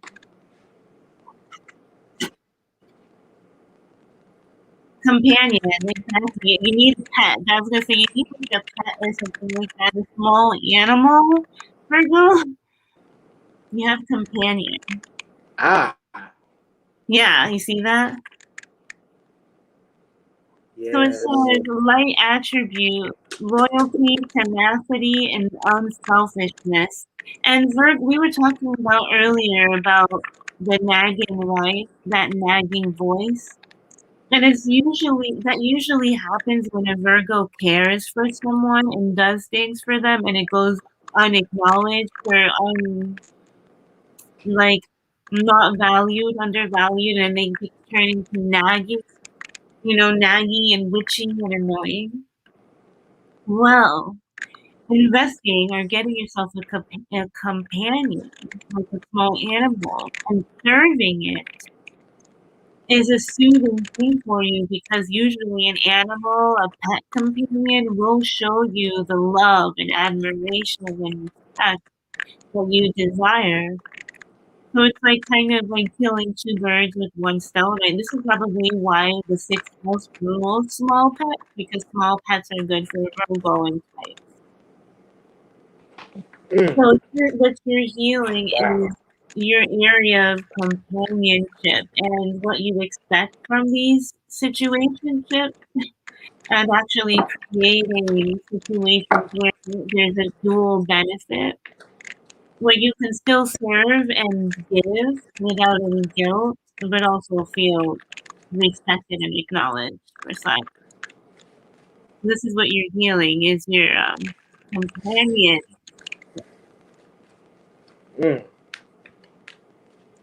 All right. So release, Virgo. This is the death card. Mm-hmm. So yeah, okay, Virgo. In some way, shape, or form, you are definitely releasing some things, going through that death. Um, shit is real in the field. Changes have to be made. Realizations are coming in. Out with the old and in with the new. Um, I really like what you pulled as companion, and I really feel like Virgo at this point is really starting to get down to the nitty gritty of what they need, what they know they deserve, and these shifts that they're making. Like, this is not nothing new to Virgo. I feel Virgo has Virgo knows about that, about making that cut, making those much needed cuts. So Virgo, this is a transformation for the better. You know where you're going is for the better. You're ready to see yourself in a new light. You're ready to see yourself really moving forward. You know, Cancer season taught you some things. You kind of, were able to peel back the layer on some things, especially with Mercury going into Cancer now. You'll really be able to. I think that's really where that releasing and that death is really going to start to come, is Mercury moving through Cancer. So Virgo's really about to get serious on some things. Um, doing that deep shadow work. But this is not something that hasn't really been unexpected for you. This has been in the making, I feel, in a sense. But I really feel positive for you, for this release, for this death that is about to occur, or that is taking place come with this end of Cancer season. Mm-hmm. Or a release of a companionship. Sorry, I got like some dark chocolate to keep my happy hormones going. Oh, it looks so good. Oh my god, yeah. So it's endangered species chocolate. Odd. I like it. Sort of. Almond, sea salt, and dark chocolate. 70% cacao.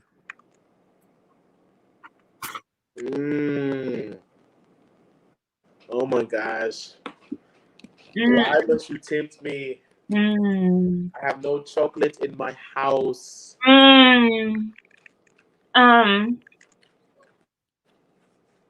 I'll eat some for you. It's like chalky a little bit. It's so good. Okay. Libra. Oh, I just thought of you and you popped out. You got 2 cards. You have mentor. And you have rebel. Okay, Libra. Sometimes you can't always be bothered with having to teach people. You know what I'm saying? Like, Libra could be like sometimes either you know or you don't. You know what I'm saying? Because I really don't have time to like waste on like stupid people, really. And okay, Libra can go the other way route too, like very ditzy and really not in her head at all. You know what I mean? A little bit more of an air bubble, but on the other side, she can be a complete snob. And not just with like beauty and aesthetic, but with her intellectualism. You know what I'm saying? And so you're taking on a mentor position, which could feel menial to you or less than for you, as like you have to take a moment of your precious time and your precious day and help somebody else complete a task. Oh my God. What a way to get Libra. And so, you know, and this is meant to soothe or subdue this like rebellion concept that we have. Leo and Libra can have this like same interchange of energy where like one can be completely self-centered. It's weird to say that about Libra, but you have to remember that each of the zodiac signs, like each of the signs are they have a duality. They're dual. There's an opposing sign always. And so what opposes Libra? Aries. Aries is only thinking about what the fuck you want, but the Libra can have those tendencies, you know? This is what you're healing. Sharing some of your information, taking on it like more of a mentor position, even if you really don't want to. A little bit of a self-sacrifice. Damn, I could barely hear you, but I know you were saying some real shit. Aw, I'm sorry. I mean, it's like I can hear you, but like I can't like, but like I'm getting like the gist. But it's all good. Oh, I'm I think sorry. you're moving in a good flow. Okay. If y'all agree, say yeah. No. All right. Let me pull one card.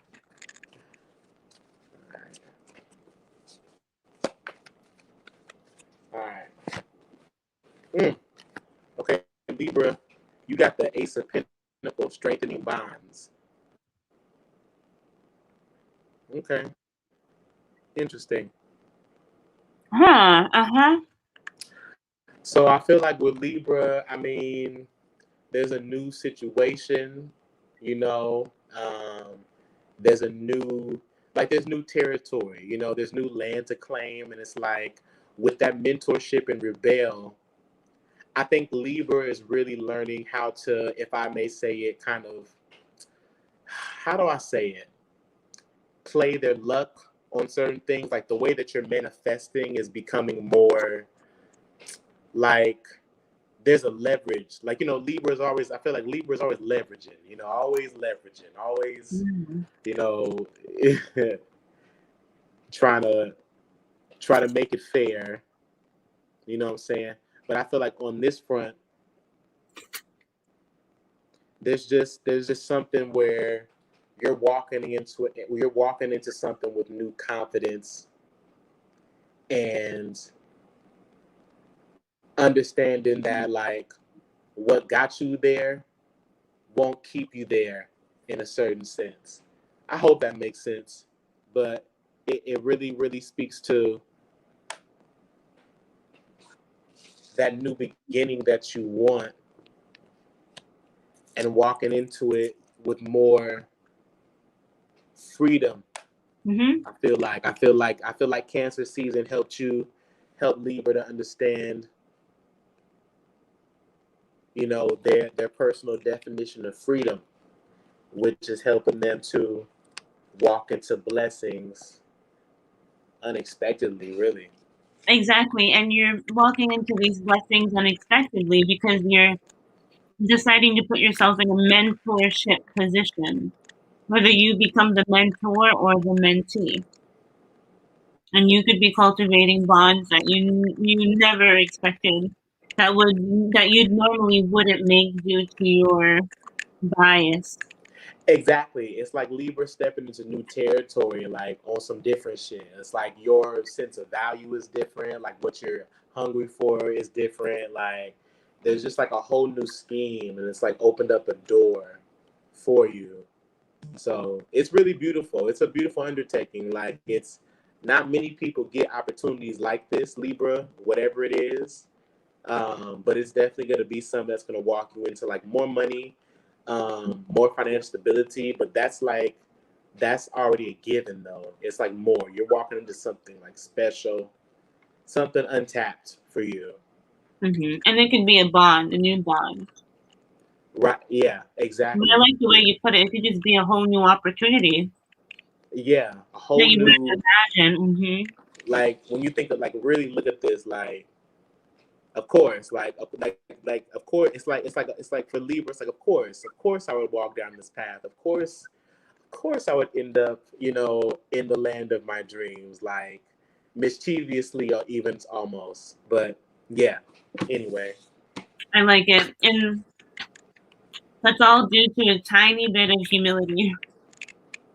Humility seems to be a big deal in Cancer season.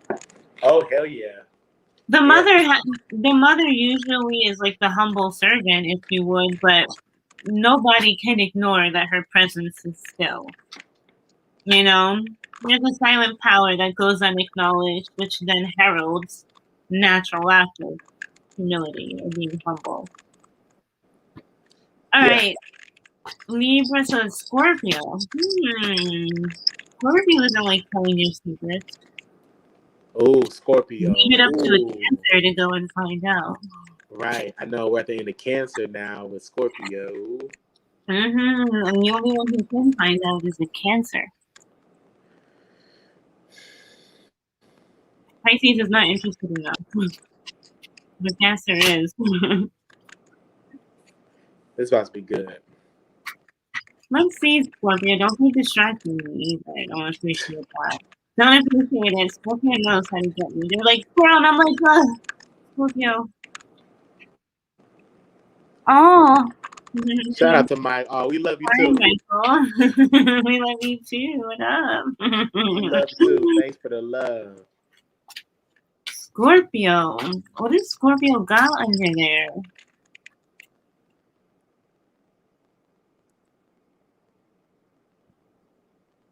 Nah, I think Scorpio is calm minding their business, to be honest. Dad showing some love. What In the up? We're in the dad cave, I'm pretty sure. Scorpio is like in the man cave, like fucking with the TV off, like lights off, TV on, like clicker in hand, feet up. Scorpio, what are you doing in there? Push over. Hold on. What are you working on? Don't act like you did all your work already, Scorpio. I already did all my work. I already did it. He said we're just catching up, basically. We're just catching up to Scorpio. Scorpio's already been did this work. You see that Scorpio's not trying to talk. Like Scorpio. Scorpio be plotting. No, I think you're pretty relaxed. Oh, here it is. Saw that?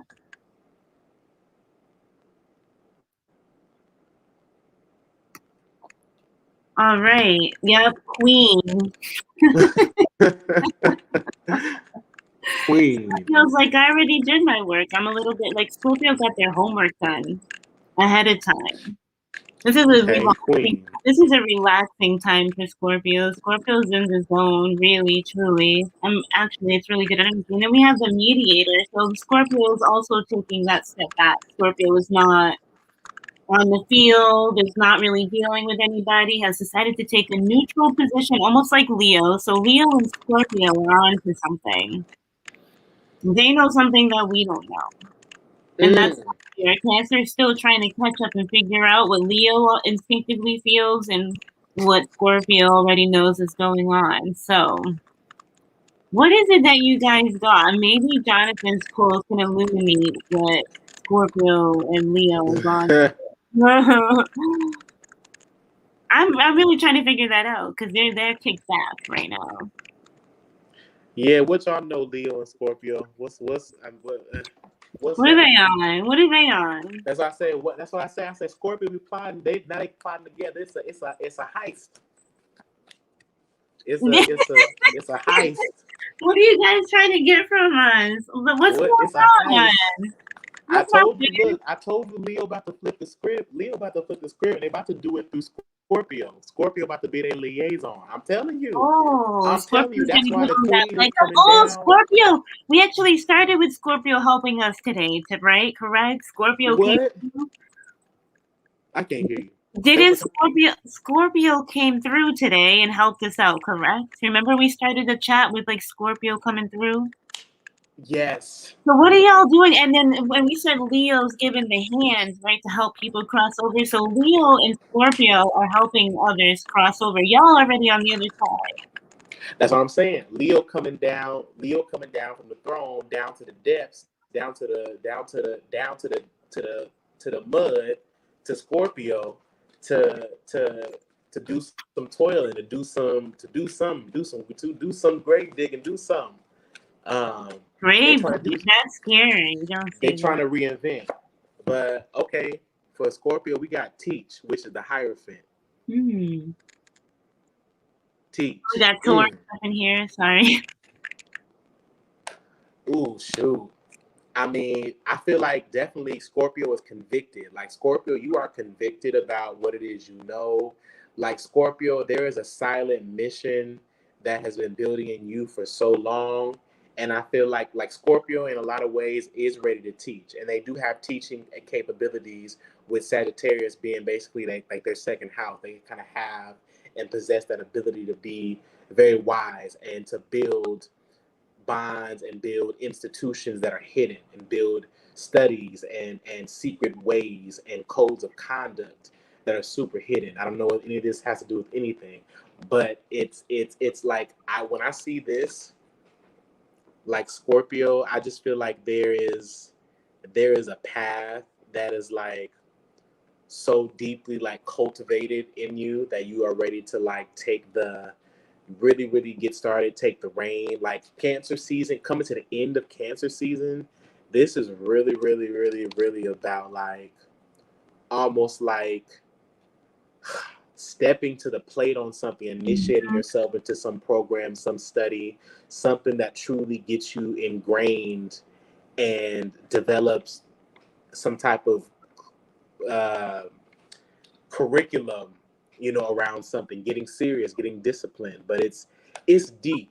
It's a deep mission, and it may be with Leo. Let me see what's at the bottom of the deck.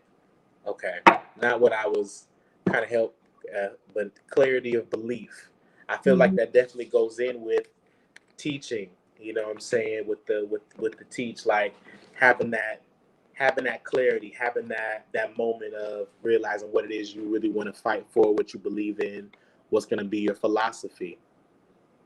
Definitely. I feel like it has a lot to do with Scorpio, as like a lot of this energy is funneling into Scorpio. I mean, we have Mars and Aries and Leo,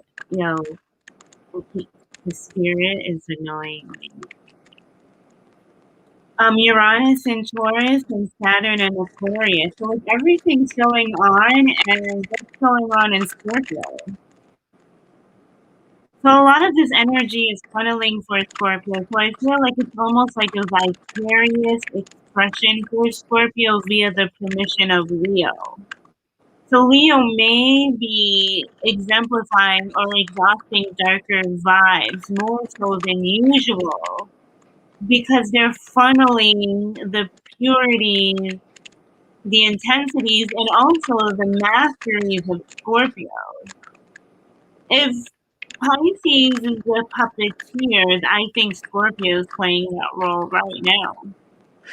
And then think about this, Ja, because Scorpio is fourth house from Leo, right? That's fourth house. So think about how like the sun being in Cancer can kind of activate that fourth house, even though Cancer is 12th house to Leo, it still can in some way, shape, or form bring a consciousness around that fourth house reality. So I feel like there's definitely something there being almost just, I don't know if I want to say transcended, but being like faded and almost karmically collected. But it's something. Yeah, it's really interesting. You're making me curious, and I like want to dig down there, and I really want to get to the bottom of it. Because like if Cancer's out here being a fool, then that means we're like must be serving as like some type of like decoy for the darker water sign that is Scorpio. So Scorpio, I think you are greatly and vastly healed. And like the Black Swan says, to me, it almost seems like, when you're underneath the stage, say you're going to perform like Beyonce, and then she enters from beneath the stage, and then she comes up. So I feel like Scorpio, you're getting ready to step onto your platform and soon show yourself for what you're really going on. And that, again, might be expressed through Leo, hence the show. Oof, yeah, oof. It's gonna. I'm just seeing it like rise, like. Yeah, but in a way where you don't expect it. Like it's gonna come from two different spots where you don't expect it. It's really interesting. Yeah, it's rising up. I'm telling you. Whatever y'all doing, Leo, y'all got it. Scorpio. I mean, Scorpio. I know we're on Scorpio. Y'all, Leo, Scorpio, y'all got it. Scorpio has Leo down there, and Leo don't even know why it's down there. It just knows that it has like magnetized it down there, and then Scorpio's like, "Come here, darling, I need you for a second." Yes. It's something gazing its attention. Come here, darling, and Leo's like, what's going on? Leo's like, hold on, I'm going further and further away from the light. I'm a little uncomfortable, but I'm still curious. I'm moving further away. Oh no. Okay. Sagittarius. Where are my Saggies at? Yo, what's up with you, Saggy? Sag gang. Sag has been flirting with me hard body this past year. What's up, Sag? I know you my fifth house, but that shit is like awakened out of nowhere. What y'all doing? What you doing to me? Sagittarius. Talking all kinds of shit. What's going on? Goddess energy. Definitely. Sagittarius, you're a super attractor. Yeah. Shout out to Marcy. You're a super attractor, Sagittarius. You're suave in your essence and your charm. The pants off of you energy is like thicker than a snicker. Like that energy is so magnetic, sexual, sensual. You have this goddess energy going on right now, Sagittarius. And it feels so good. You feel so good. And then, baby, you're not aware of it, you're healing it. That's what you're healing. If not, that's what you've healed. That is beautiful. That is divine for Sag. I need me some of that. I'm like, yo, why are you doing that? I be minding my business. Next thing you know, like the most like savvy. Like I'm like, yo, get out of here, knucklehead. Like, why are you doing that to me? I didn't even know. Right. Light attributes. The feminine expressed through wisdom, nature, life force, and sensuality. Shadow attribute, exploitation of the female nature and form. And I don't think that in this case it's exploitation. I think it's just knowing and embodying what you got and really knowing it in. There's really nothing wrong with this because I don't see it as manipulative. I can see it as like this is naturally seductive. Yeah. I don't know. Yeah. Make you do things you never thought you'd do. All right. We see all you guys' comments, y'all. Just want to let y'all know, like, I don't know how people like be feeling this, but like we see y'all out there. Thank y'all for sticking with us this thus far. Okay. Hello. So Sagittarius. Okay, I got reach out, which is the Three of Pentacles. Reach out. Reach out and touch somebody's hand. Okay. Sag. Make this world. Anyway, Sag, listen. You gotta reach out. You gotta reach out. You gotta reach out. You gotta. I think there's a part of Sag because with that South Node still being on Sag and all that. I think, and yeah, with it being the end of Cancer season, especially, Sagittarius right now is realizing where they need more communion, collectivity. You know what I mean? I'll talk about myself as a Sag. I definitely have realized where, oh, and at the bottom of the deck, I have the Three of Cups as well. So that's beautiful. So 2 threes coming for Sag. Share the love. So I think it's really, I think for right now, Sag is really understanding where harmony lies for them, where home is for them, with the Three of Cups here, or where they feel the most celebrated. And I think at this point, it's really, really time to reach out to those who you're going to find support from, and really, really start to kind of really, I guess, really, really cultivate that genuine connection. It's funny because both of these cards have hands in them. Uh, the person is sitting on the hands. Sitting on the hands here, and then the hand is open. So Sag, there's a lot of resources right now, but I also feel like there's a little bit of pride that needs to be let go in order to be able to receive this blessing and this support. It's just really about shifting your outlook ultimately. But Cancer season has already helped you to do that. Has already helped you to shift your outlook and help you to really, really connect more closely to what it is you truly care about. Even if you need to reach out to those who maybe you feel like have hurt you in the past, or people you weren't even speaking to, that goes into it too, as well. So yeah, there's a lot of compassion I feel for Sag at this point. I feel like Sag, Cancer season has really done something. Cancer has really, because you got to think like this would be the 8th house to Sagittarius, but Jupiter is also exalted in Sag, which I don't know why I connect that so much right now. But as a Sagittarius, I'm like realizing like, when Sagittarius is grounded emotionally and really, really harnesses all their strengths, and opens up, there's more love, that can come, and you'll find a divine, that card, the divine, the goddess. I'm sorry, it was so divine, but you'll find that divine nest, that divine nest that truly nurtures you. And I feel like Sag, I don't know who that's necessarily for, but Sag really needs that nurturing right now, and that camaraderie, and that celebration, and that learning. So, yeah. But mostly, I think Sag needs to recognize how attractive and abundant that they are, and how much they actually ooze. You know what I'm saying?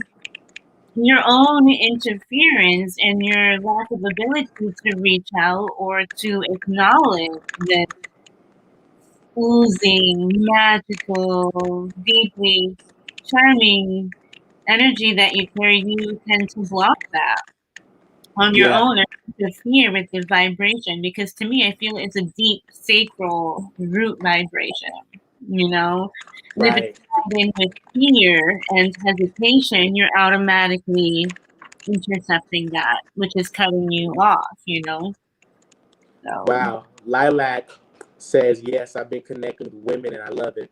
I think that's beautiful. I think that's amazing. Um, yeah, that's something about Sag. There's something about Sagittarius and women, For some reason, that's actually very powerful. I think that Sagittarius women are powerful as fuck. Um, um, but also, you know, I think that the moon also does very well in Sag.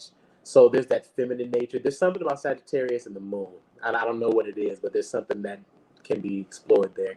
Anyway. Well, I mean, for me, I think it just softens that Sag energy because female and Sagittarius can be very femme fatale. You chase after me, you bow down to me, I'm the sexy one. If you want me, come get me. Show me you want me. And then the moon kind of softens that a little bit, makes her hang around a little longer, you know. Right. It kind of, I hear you. Kind of has that pullback and that regress, but it doesn't like kill off the nature of Sag. It just helps it to kind of rein in, you know, that, which is what I feel like what the sun in Cancer is doing right now for Sag as well, is kind of reining in through that feeling of home, through that feeling of needing to be nurtured and find that core. Sag is starting to find their way a little bit better. I mean, I know Sagittarius moons are known to have a mother who tends to run away and not be present, you know what I mean? So there could be some mother rules in regards to a mother not being there and not being able to stay still enough to support you. So yeah, it can go many ways. Okay, so shout out to Nicole. Shout out to Christy. Hi, Christy. So, are you ready for Cap? Let's do it. Listen, we're not at Pisces yet. Stop it. Capricorn. Capricorn. Not mad silent, right? All of a sudden, Capricorn is just like, hold on a second. You can't do that. Just don't close the door in my face like that. It's mad rude. Mad rude. And y'all being the most sensitive. Don't even play. Let someone close the door on you. Capricorn. Y'all are knuckleheads. Hard to love, but once you love a Capricorn, you love them forever, I think.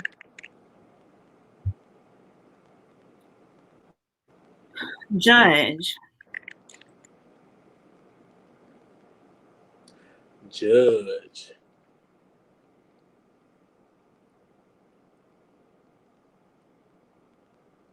Yeah, you can close the door on others, but once the door is closed on you, you don't like it. You know what I'm saying? You close people out, you close the door in people's face, like, psh. But let someone do that to you. And this is like, we have like the Libra scales here. This is meaning like balancing out interactions, you know, doing unto others as you'd like done unto yourself.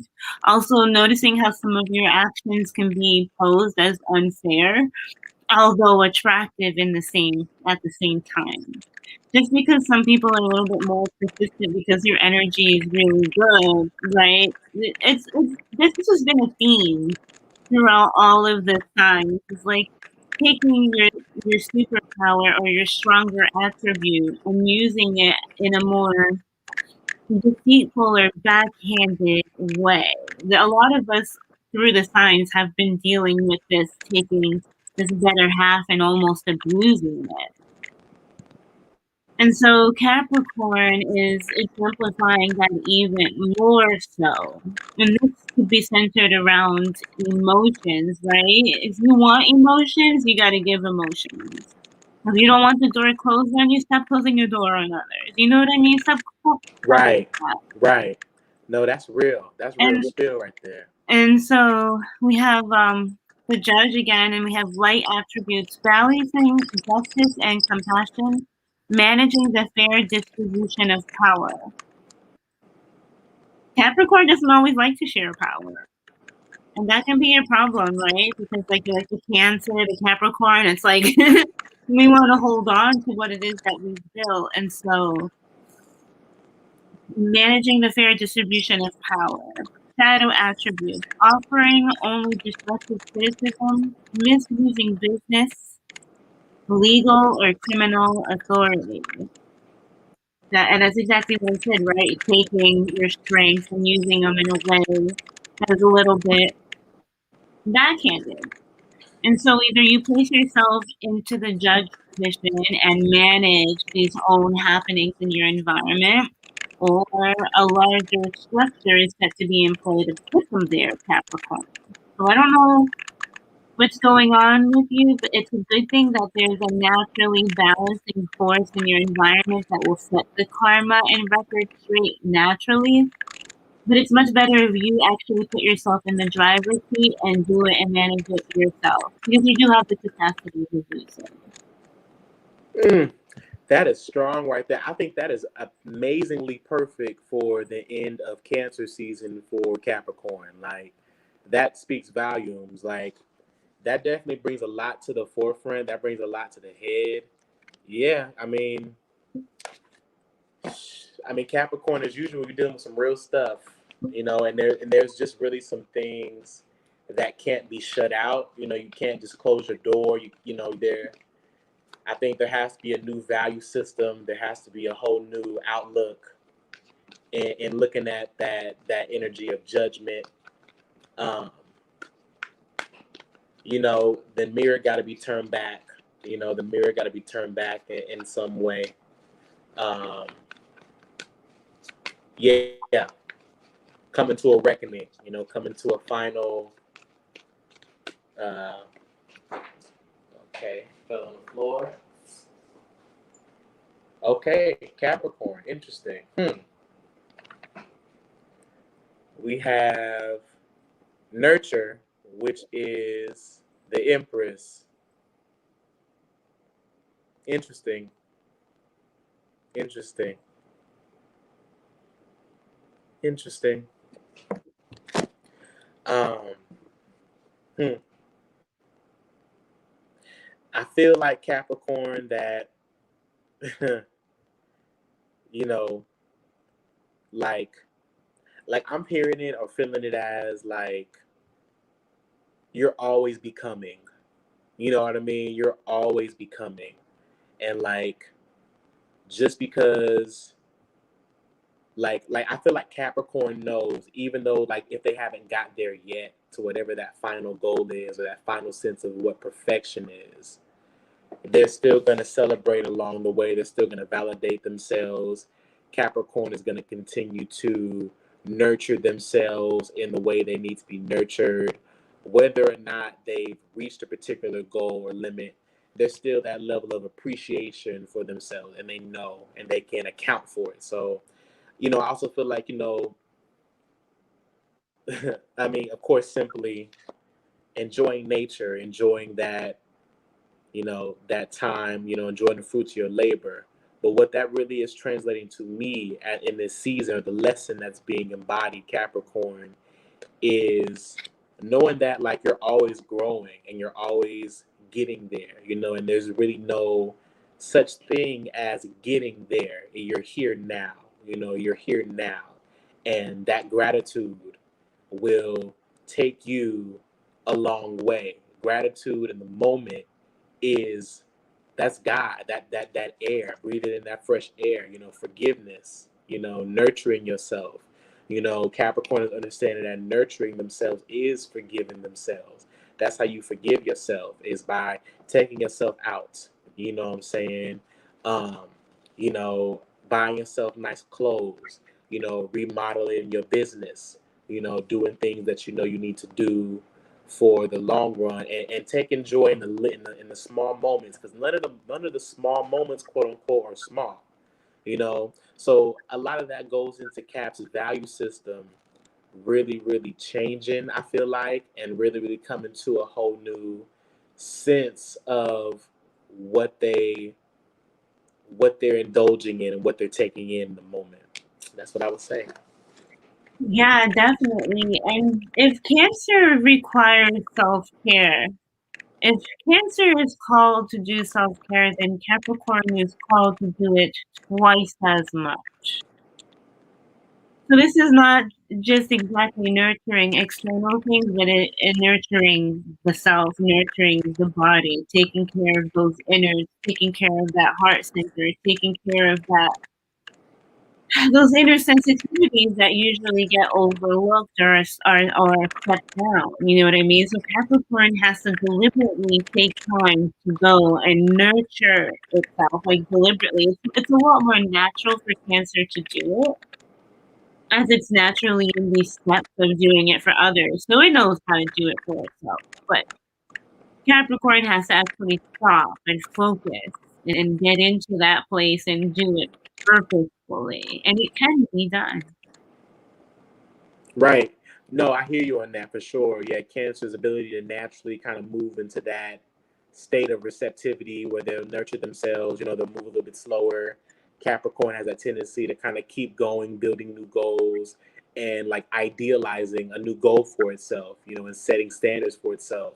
And like with that nurture card, I feel like that's something that is really that's everlasting. Whatever that is for you, Capricorn, it's everlasting, and you're valuing it as such, and you're not letting anything like take away the joy that you feel about the work or what have you, like what it does for you on that level, and that's so beautiful. Yep, and you are taking time for yourself. I do see that, and that's really cool, Capricorn. Like, take that time for yourself. Take as much time as you need. You deserve it. You're a hard worker. Like, you deserve it. And if anyone, if you don't hear it enough, like, you got this. You deserve it. We love you, Cap. We love you, Cap. I know my mom's a Capricorn, y'all. My Yeah, mom's a Cap. love I'm yourself. a Sag. Love We yourself. butt heads. Love yourself extra. I love that. Good job. Good job, Cap. Good job, Cap. Yeah. Good job, Cappy. We love you, Cap. We love you, Cap. Good job. Okay, Aqua. Aquarius, you can't come up with all of these crazy schemes and all these crazy things and then get mad when they actually happen. It's like, you can't just like blurt out all of these crazy ideas and then when shit starts going down, be like, how, like, but you're the one who put it out there to begin with. You're the one who masterminded it to begin with, Aquarius. It's like planting seeds and putting potential scenarios into play and then being surprised when life actually takes momentum. So Aquarius, you may have created some things that you didn't expect to create. A little bit of havoc or something. Huh?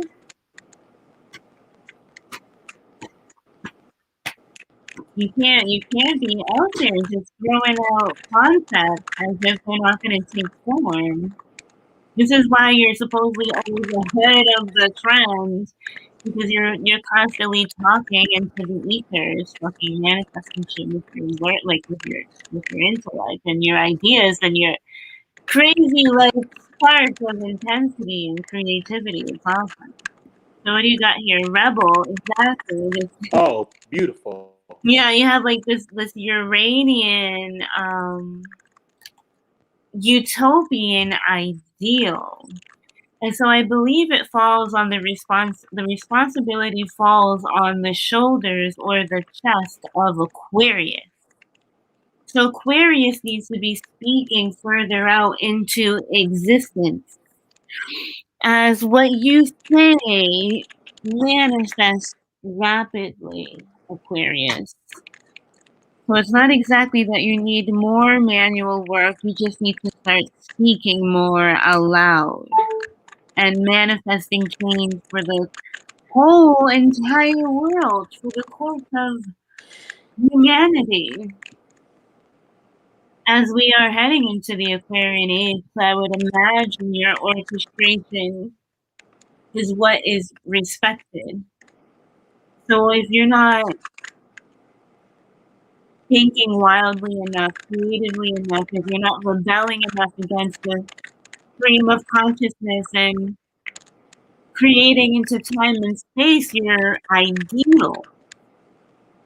There's a call for you to project your ideals out into the oblivion that is existence.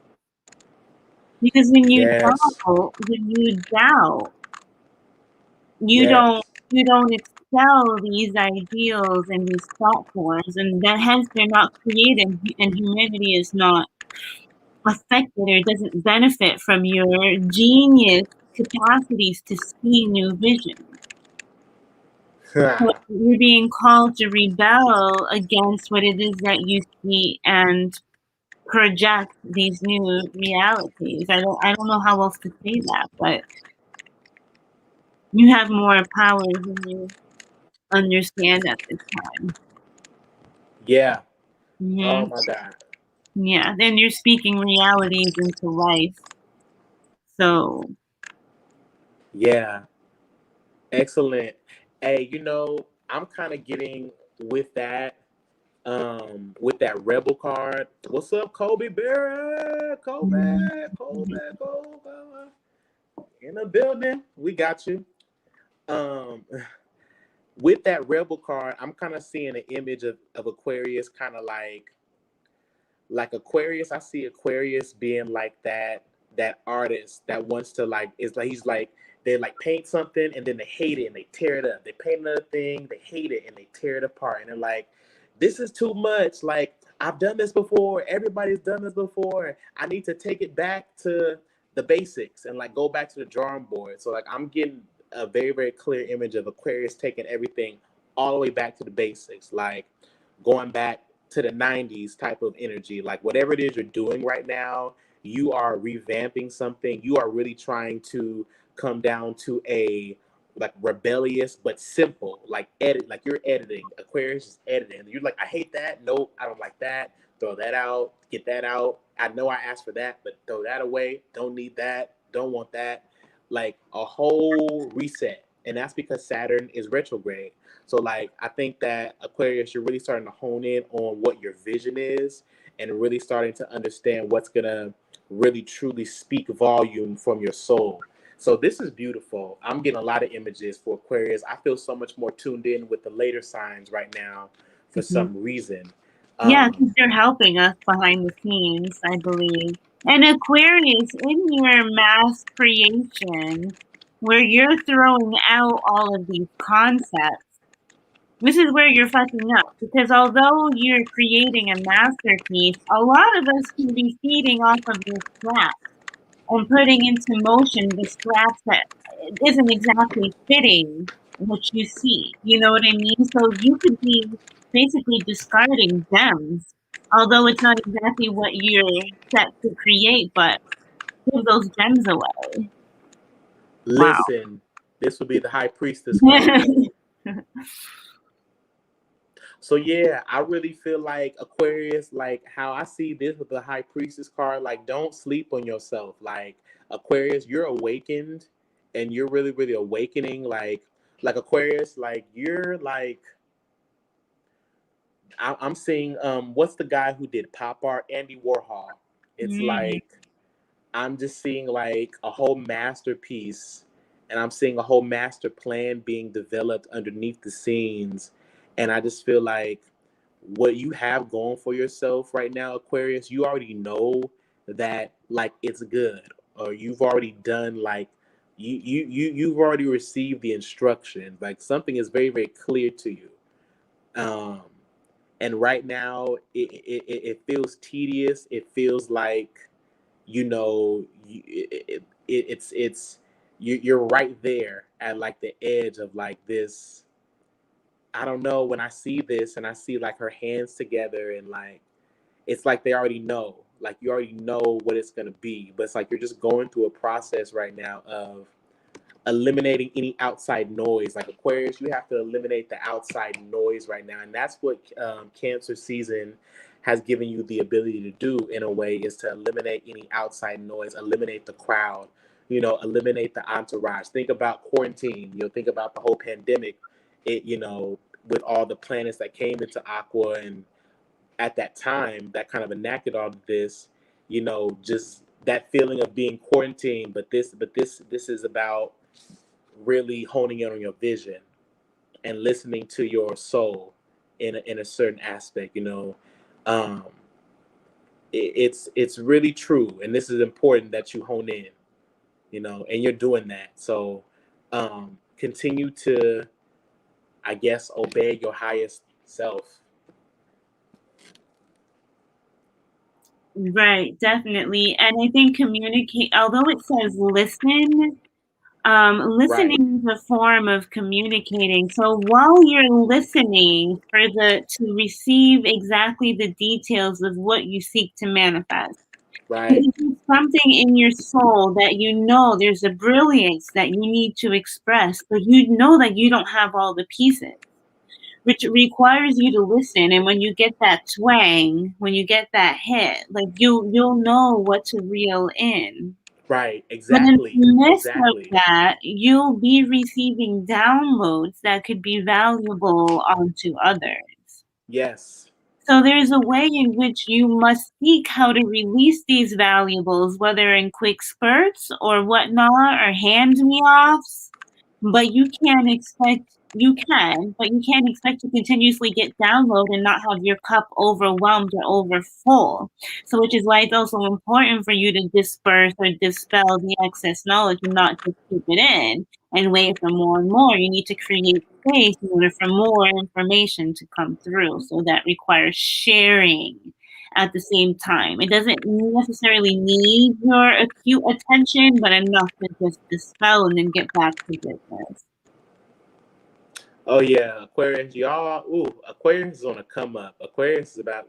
I can already feel it. Aquarius, because of how you allowed yourself to handle all of this in Cancer season.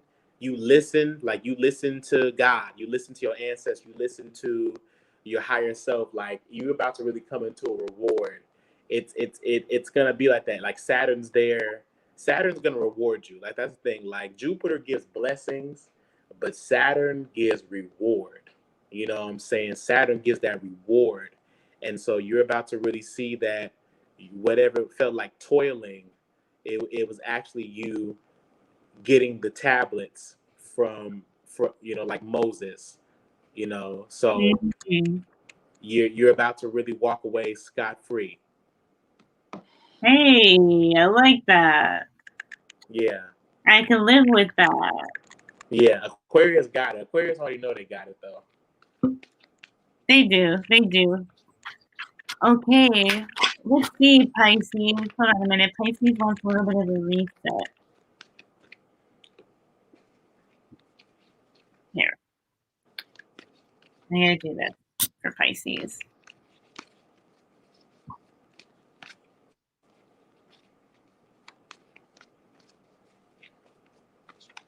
Pisces, like my energy and my boundaries are already muddled. Can you clear that deck, please? Fine. I will.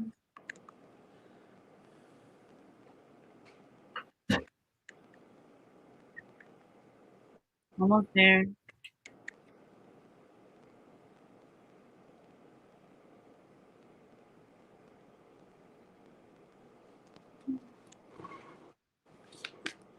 Da da da da da. It's the Snoop Dogg. I don't know why I wanted to sing that just now. Da da da da da. Woo! Pisces. You know I'm looking with the DRE. We're clearing the whole zodiac line right now. Like, hold on. Sweep up. Mm-hmm. Whoa. That's a bomb. Da da da da da. Thanks, Pisces. Literally. Uh-oh. God and Queen for Pisces. Oh, God, Queen, and what else? Oh, look. Victim. Uh-oh. Pisces, playing the victim. Playing all the roles. So what are you? Are you God? Are you the goddess? Are you the victim, Pisces? We have victim, queen, and God. So who are you, Pisces? Are you everybody? well, God loves to play the victim. So do.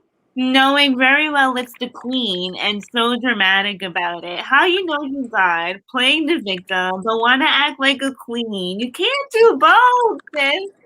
You can't do all three, Pisces. Like, how are you? What the hell is going on here? Pisces is like, I'm God, the queen, and the victim. Sometimes I'm the victim, I'm the queen. Even when I'm the victim, I'm still the queen. Right.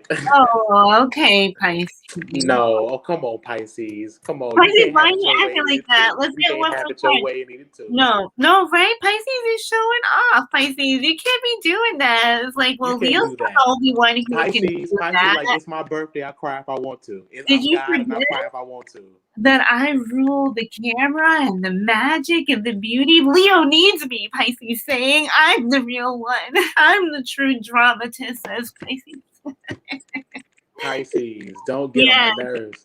The Don Juan, the two Oh dramas, no, the true no, dramatist. Okay, the Pisces. No, Don Juan.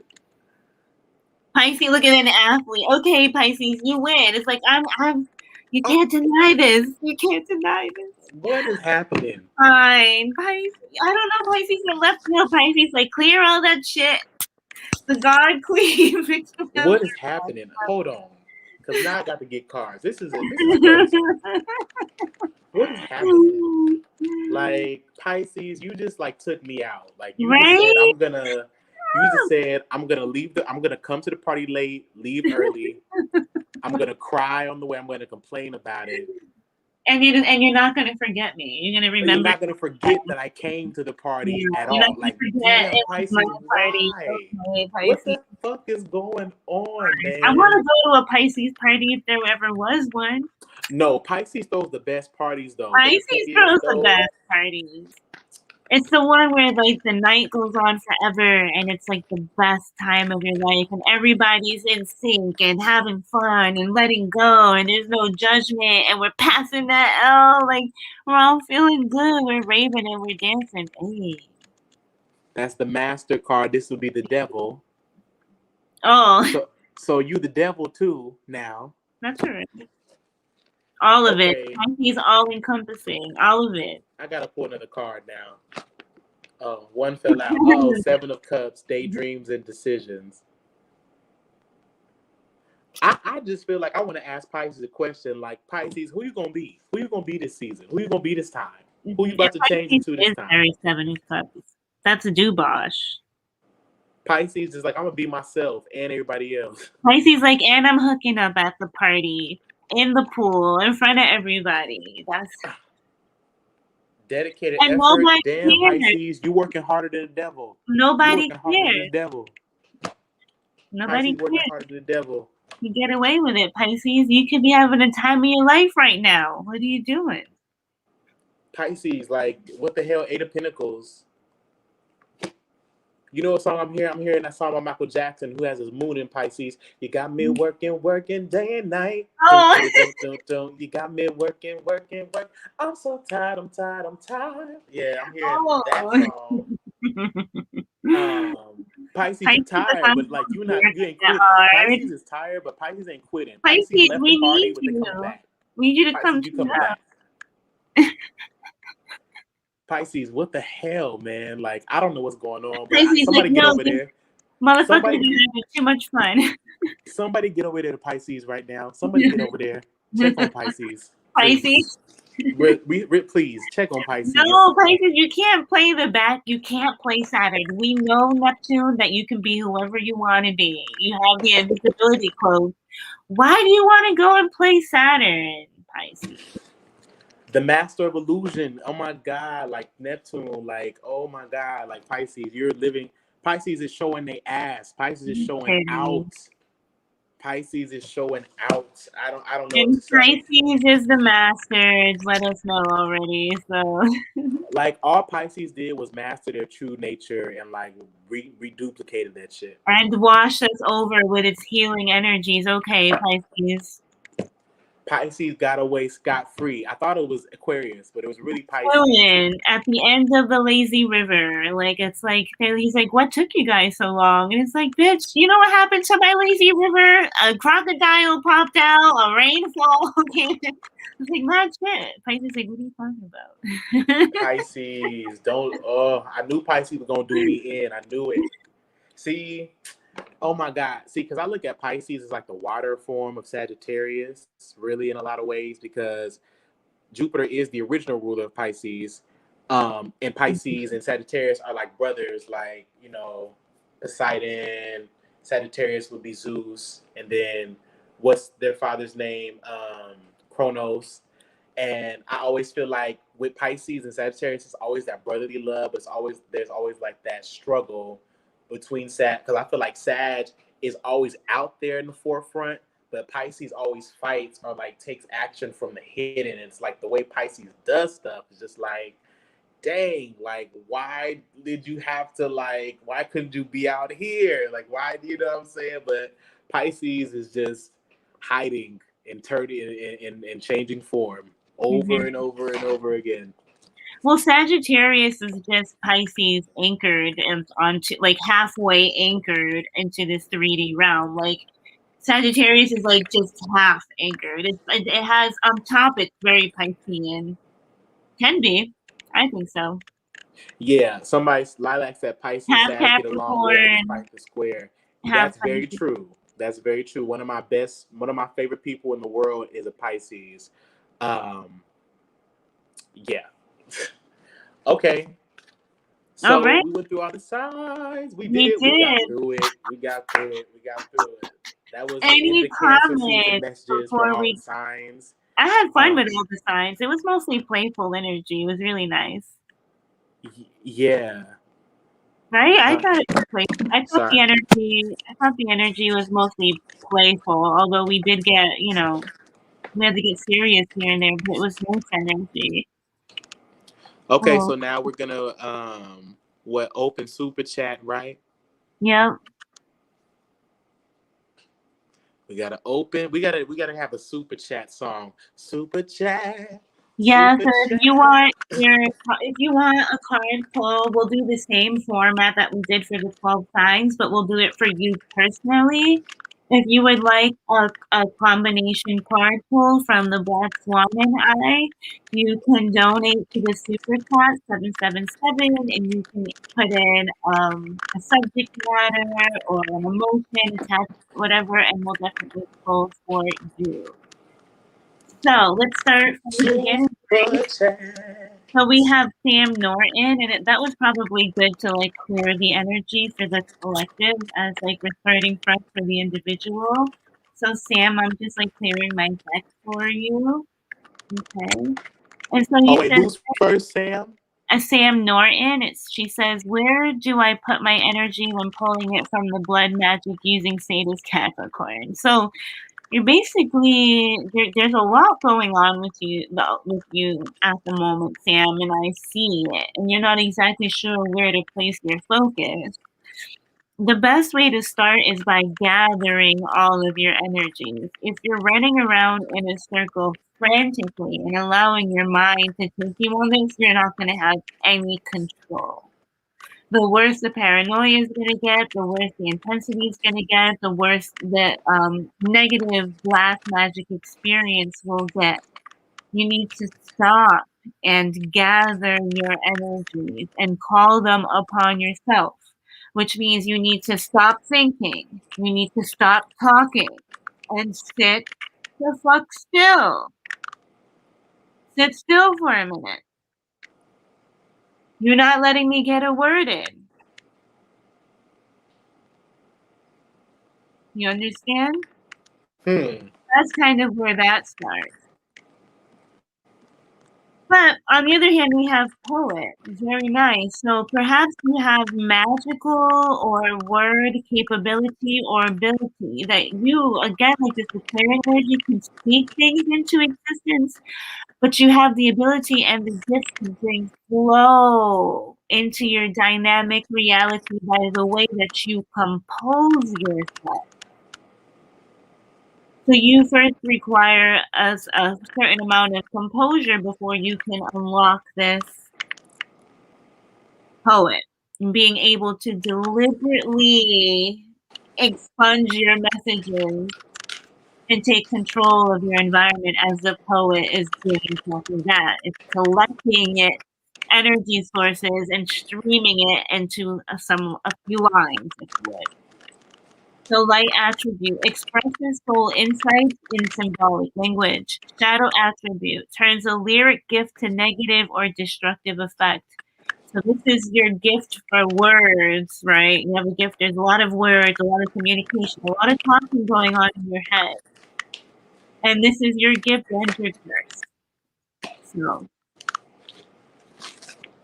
All right. So I have here teach, which would be the Hierophant card. So um, I definitely feel like in relation to that flow is also getting into that with the Hierophant it could be a lot of things. You know, it can mean a lot of things for you in your path. You know, you really getting more, I guess, serious. You know, about your focus and in the whole teaching aspect.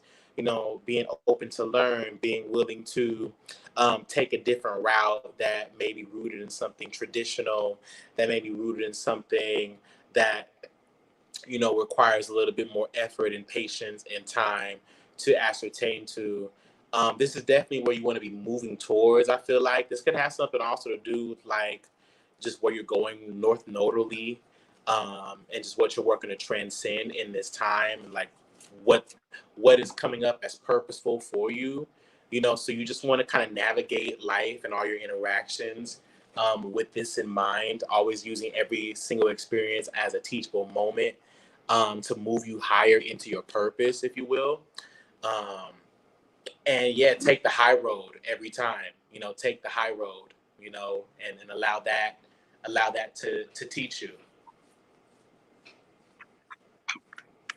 I like that. Very well. So we missed one. I don't know why it's not showing up, but I did see it earlier. We had a donation from Norma, right? Norma, did you send us Yeah, one? Norma said she sent hers at the beginning. Yeah, I think I remember seeing that. So let's see, Norma. Let's tap into Norma's energy, Norma. Focus in if you can.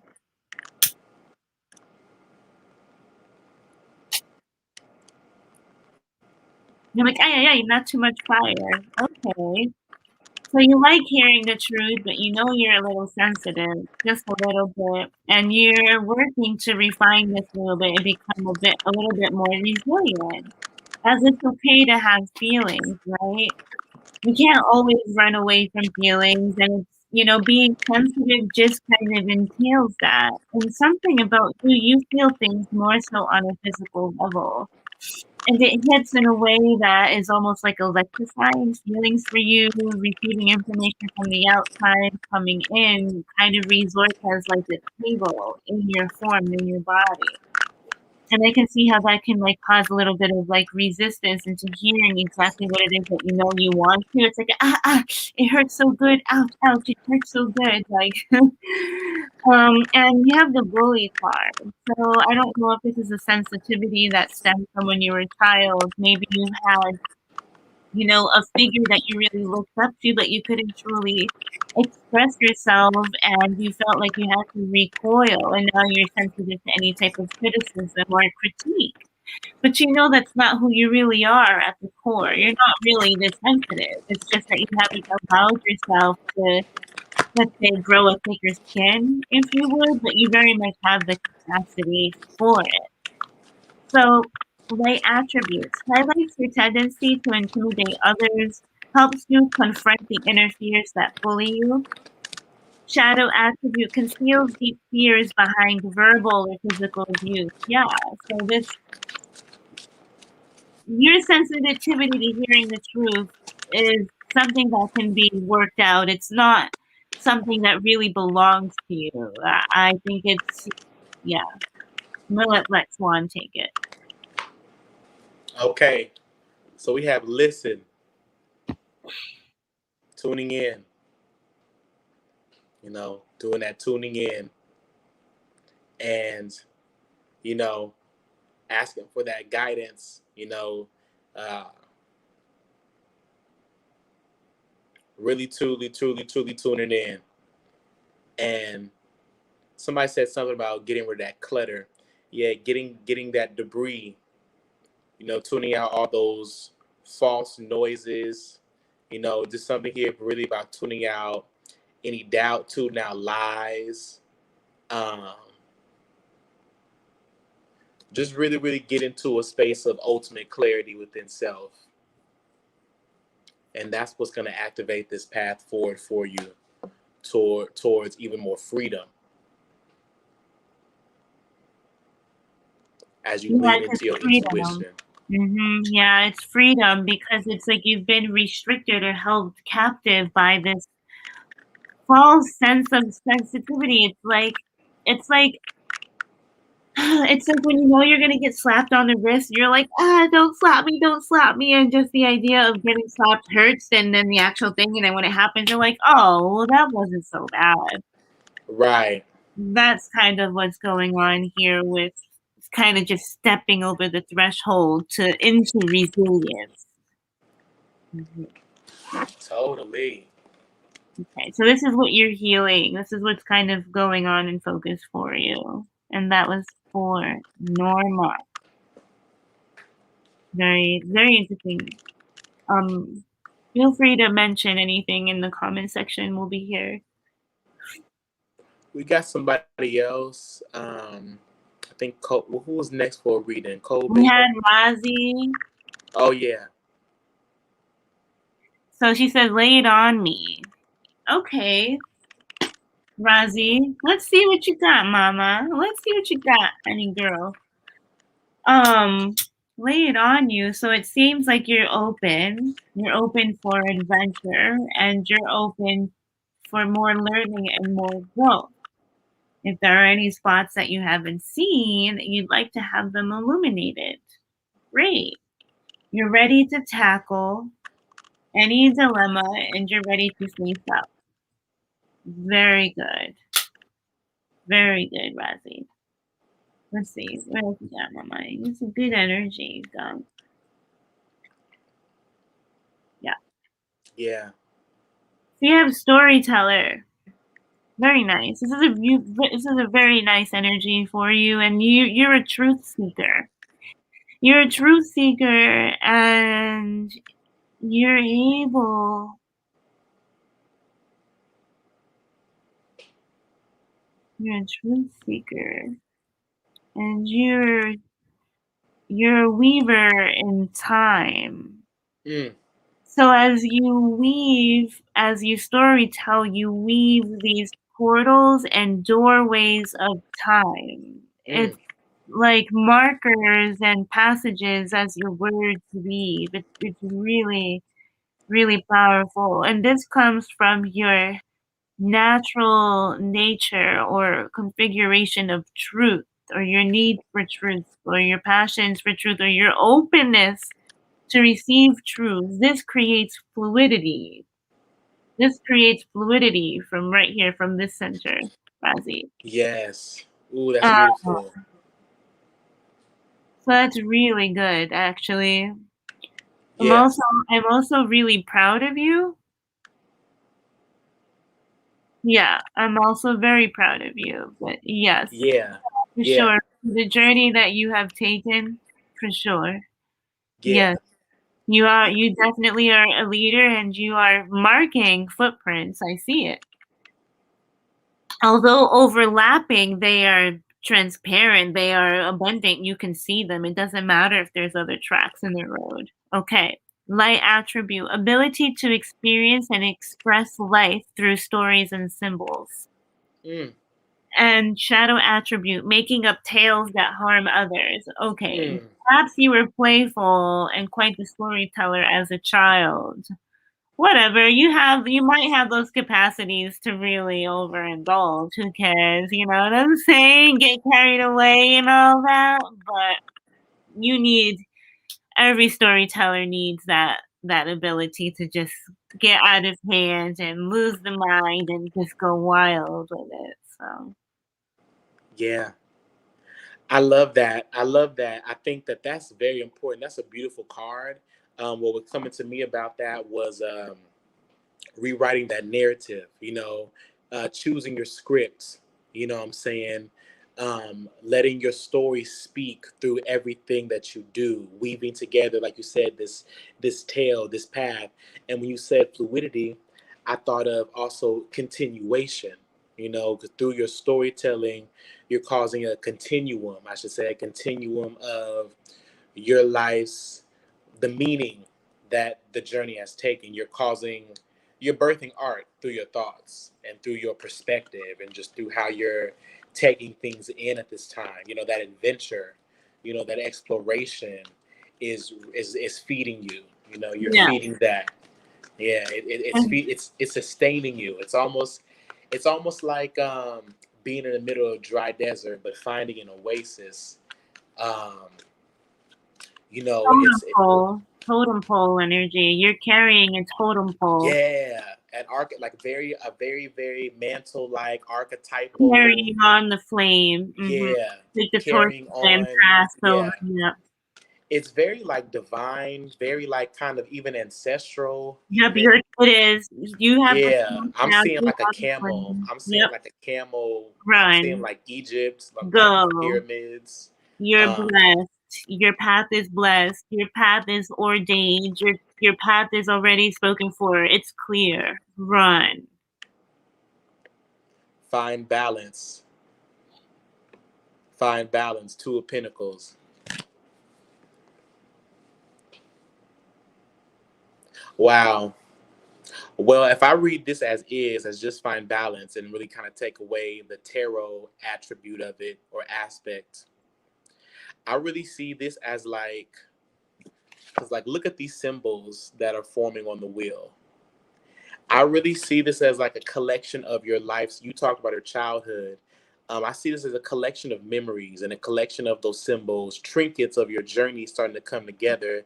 That's helping you to create more balance in your life as you start to really stretch yourself, stretch the limits of um, your mind even right now, where you're allowing for spirit to almost allow you to make you more flexible in more way. You're learning to just open up more, like you said in the beginning, John, being very open. So there's an openness and a willingness to change and to grow and to make the required effort to really receive all the blessings that spirit has for you at this time. And you're allowing the signs to guide you and really really help you to make those decisions on your path to truly, truly embody the vessel that you're becoming. So, Razzie, this is beautiful. Mm-hmm. I don't know if you have any major Sagittarius placements, but this feels very Sag to me. Mm-hmm. Um, I am a Sag sun myself, ninth house. Um, so yeah, talk to me. Talk to us. Put in the comments. Mm-hmm. Really, really, really good. I mean, and that balance also comes into play with balancing the Ooh, hold space. on. She said literally visiting Africa is a part of this journey eventually, but it's been brought up for this year for the first time. Yeah, girl, that's what I'm seeing. I'm seeing the pyramids. I'm seeing Egypt. Mm-hmm. Um, Definitely yeah, dry energy for sure. Like dry, heat, sandy climate for you. But the storyteller is all about balancing the ability to weave life's tapestry. Sag rising. I knew it. I was like, Yeah, she's not a Sag sun. She's a Sag right. She's a Sag something though. We gotta talk. We gotta talk. We gotta talk. I love it. Ooh. It's really good energy, but I think Razi, you know when you get a little carried away. I think you're aware of how to reel yourself in. You know how that goes. Okay, let's see. Who is next? We have the Peace Dealer. Is he in the house? Oh, Let me clear the deck for the Peace Dealer.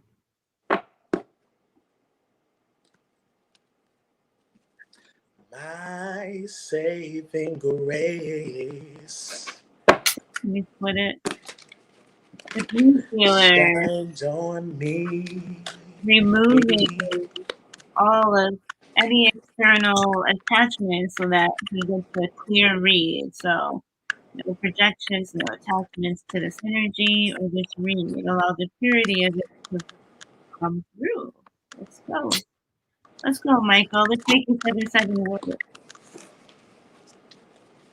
Storyteller wanted to fall out too to help on his own, but I'm going to shuffle and get some more here. So you also you're also a weaver and a like you also weave the tapestries of life. You create corridors and hallways and leading tapestries that you weave, and the stories that you tell become a weave for those to to climb on and grasp on. Like you have the gift of storytelling and weaving realities. What in the world? You and Razi got this this blessing, this vocal ability, this concretizing ability.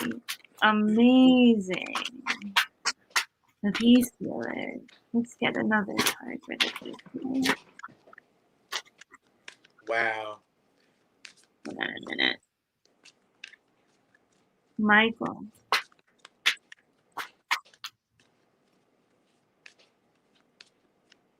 What do you need?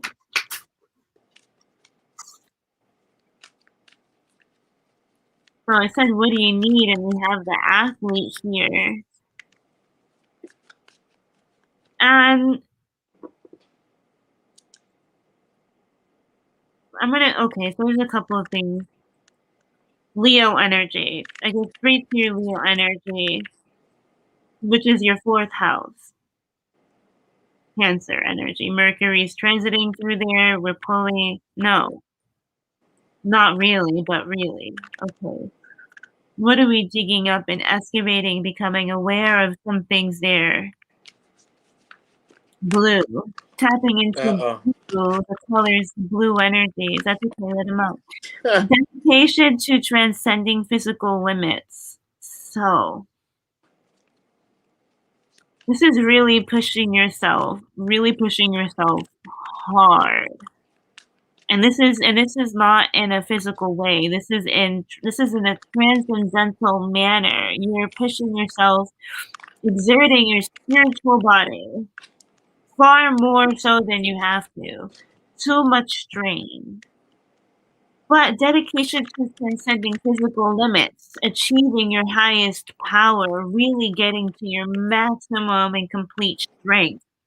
You want to experience yourself in full fitness. You want to experience yourself in full physical capacity, but also overextend that as your will and your drive seeks to also experience this physical athleticism as well as the spiritual flex.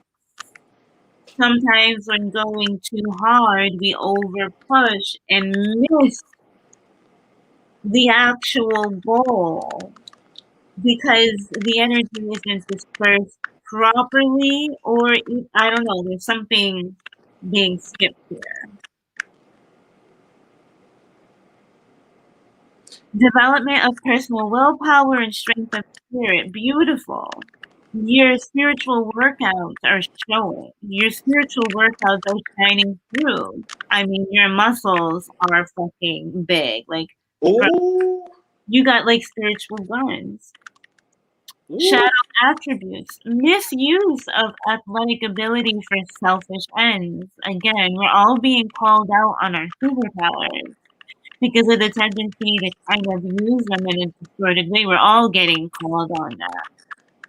So false sense of invulnerability and entitlement. So false sense of invulnerability meaning there's a false sense of feeling like you aren't emotional or that you aren't vulnerable.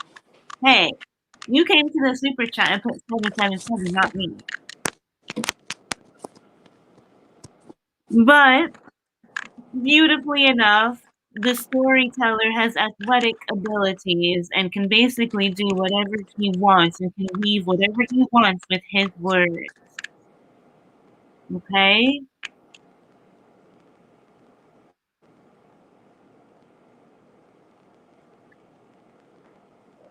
There's a physical Beautiful. component tied into the athlete, and I believe that you will experience great joy once you awaken the athleticism. Furthermore, Amazing. yes. Amazing. Okay, so I pulled 3 for him. First card I got was Choose Your Battles. Choose Your Battles, 7 of Wands. Now, I know this is a card that he knows well. This this is so funny. And then I also got the Two of Swords, Refusing to See, and Nurture, the Empress. So, Michael, this is what I see here. Like, what you said about those muscles, job, like I was hearing in my head, not knowing whether to show them or to fold them. Like there's this thing, where, funnily enough, like how when you hear Michael say, or when he says, somebody, I'll be wanting to be petty or something like that. I'll be wanting to be petty. It's like choosing or not whether to engage in something or engage in certain things. You know what I'm saying? Like, how you always preach about just not Mm. engaging with certain energies right now. Like there's certain energies that could be engaged with. Um, and there could be some type of, this is, somebody said the gladiator, Michael the gladiator. But kind Mm. of being in that indecisiveness or in limbo about something, in between a choice, how you want to act or how you want to move, whether to show them more or to fold them. Mm. But ultimately, it's all going to go down to nurturing and spread. And this is how you show them, is by spreading your wings and flying.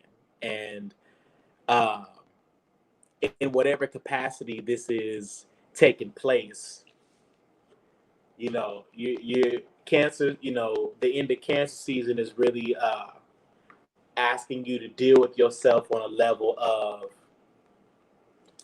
really, really mastering that willpower, mastering that willpower and choosing peace above all things. And whatever circumstance this may be that may entail some friction, you're Mm. going to land and you're going to write that story for yourself, and you're going to land in your perfect story.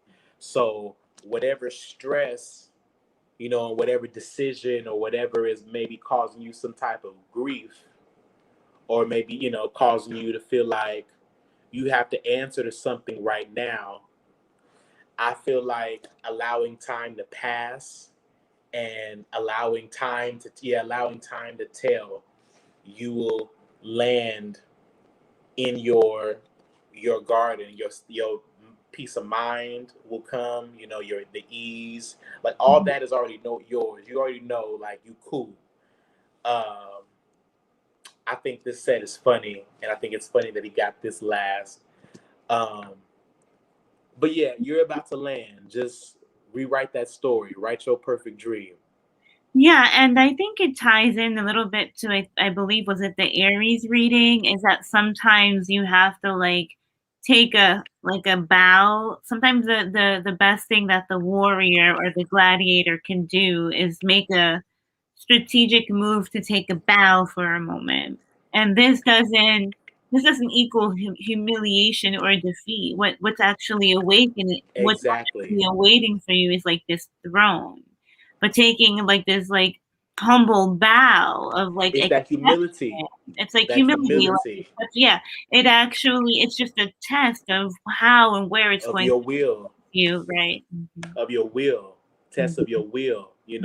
So, and it's not even so much that for Michael you're refusing to see it. I mean, very much how this is like. It's just really about going through that process of elimination, in a sense, and just coming to grips with something enough to where you slide and flow right into your chosen tomorrow. Um, so yeah. Yeah, he'll probably listen to it later on because I think he's out for sushi, to be honest. But I think if he heard the message, he heard it. Um, being honest. All right, let's go. Let me see. Let's go back. So we have blue flame integration, but we also have Rebe. I think Rebe was like the actual. Okay, so we have Rebe and blue flame. So, blue flame, I know you've been patient. Let me clear real quick for you, love. What's up, blue flame? What do you got for us today, mama?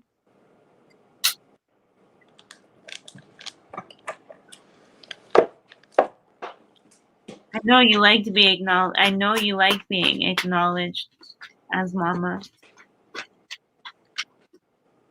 I think you take great pride in it. Come on.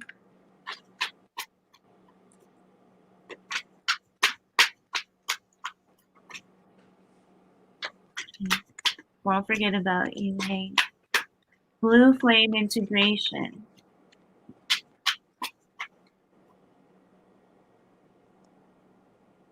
Monk none. I think your whole worldview is changing, blue flame integration. Like things that once mattered to you, you're realizing that they don't even matter to you anymore.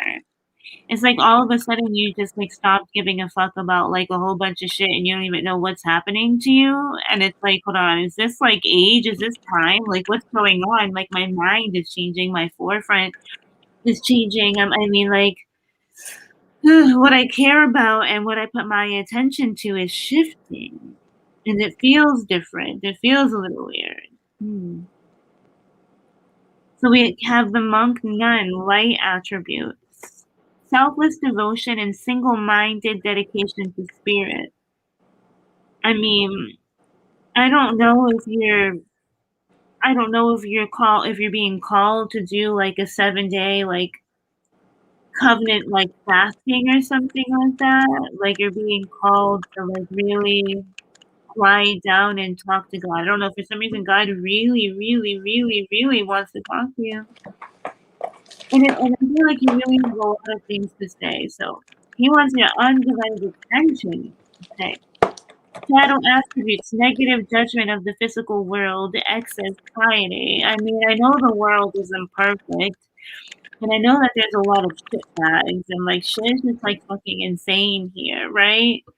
Well, instead of seeing and noticing all the shit that ain't exactly right and that can be really mundane, we want to shift that back into selfless and single-minded dedication to spirit. So basically, he doesn't want you thinking about anything else other than communion and strengthening this bond. Awesome. That's what should be at the forefront, I believe. There you go. Cool. Blue flame. Let's get something for you on my end.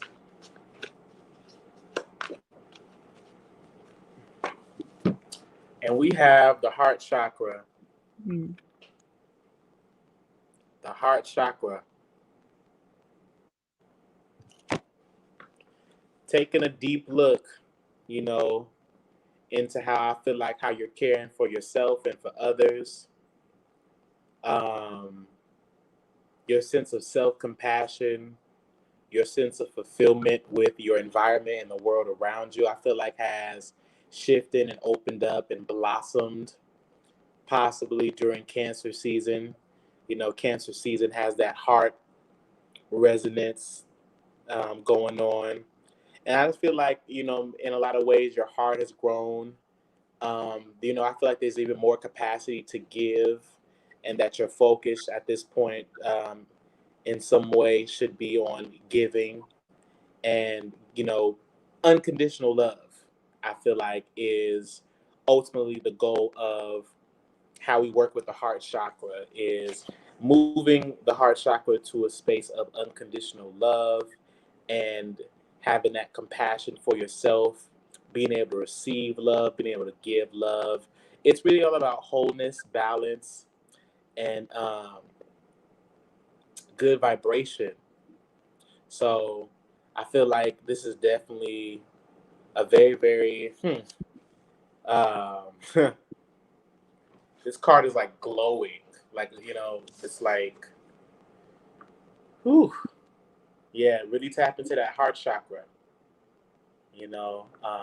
breath, breathing, and coming to that space of peace and establishing peace with oneself in this time and for this new season that you're moving into. Is very, very important. Very good. I like that. Okay, let's see. I would like to take care of Hank. I got you, but first I'm going to take care of reading. Okay. Let me just clear the deck for reading real quick. Ruby, what you got going on there, girlfriend? Is it? Hopefully, it's girlfriend. Oh, Lord. Okay.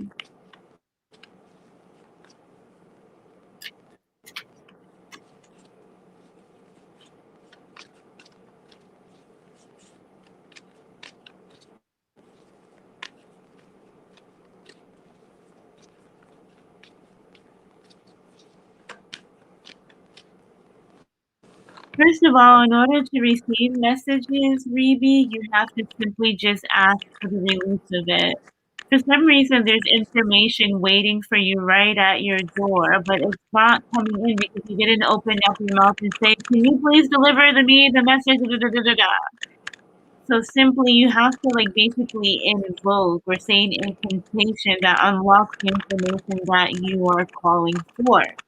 Because it's right there. The moment I ask for it, it's flooding right in. It's this is what she has to do. She has to ask for it, invoke it, open the door, create open the floodgates. I don't know if someone said something about floodgates, but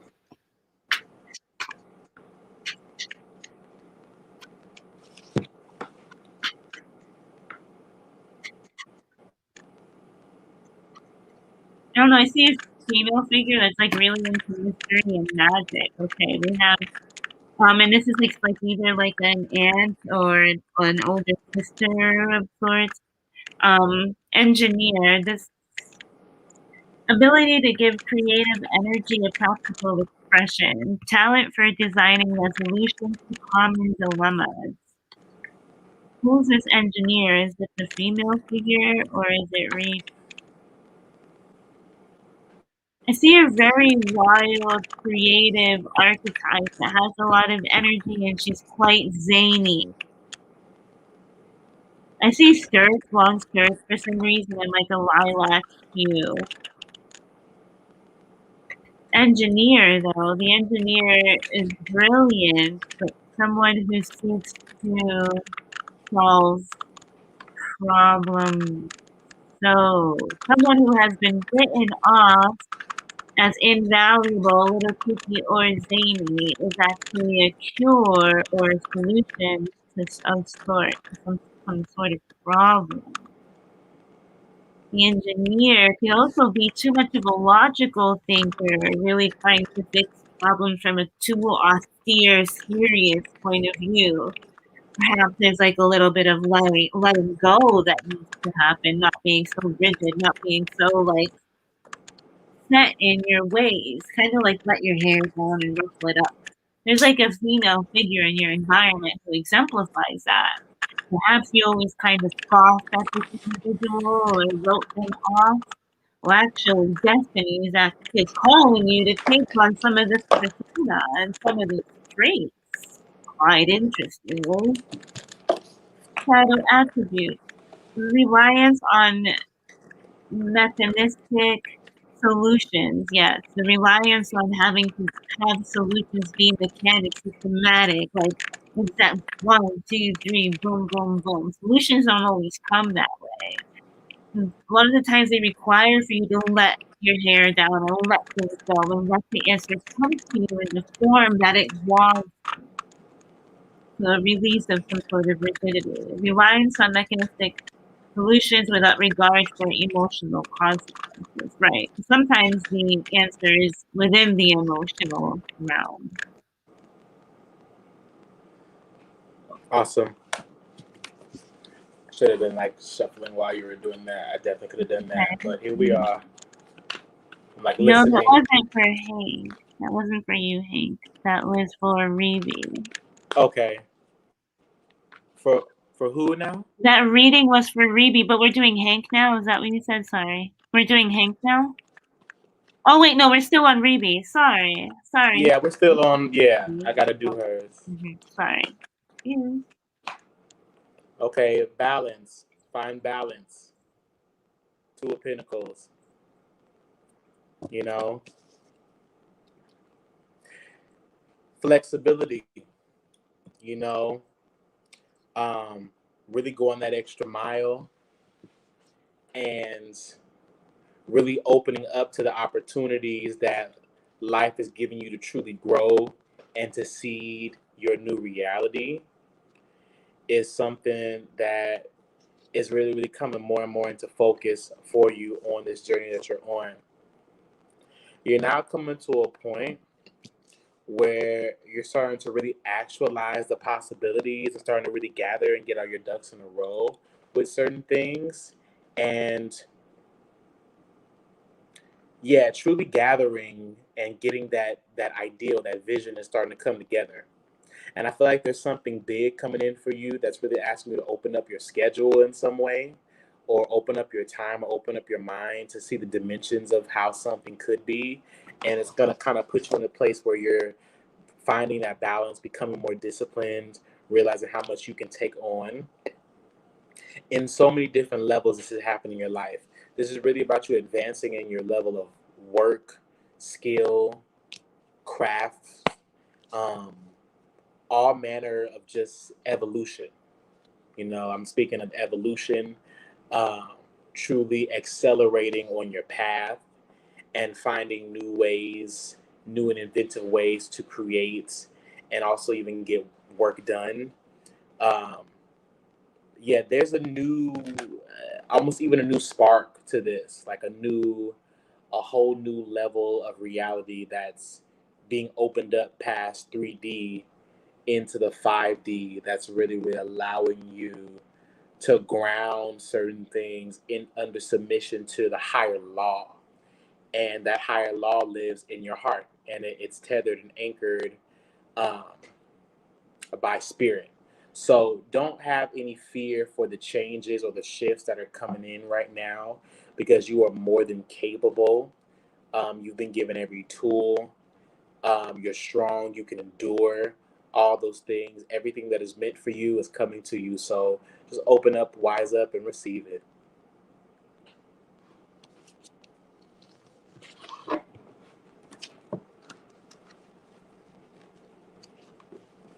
Whew.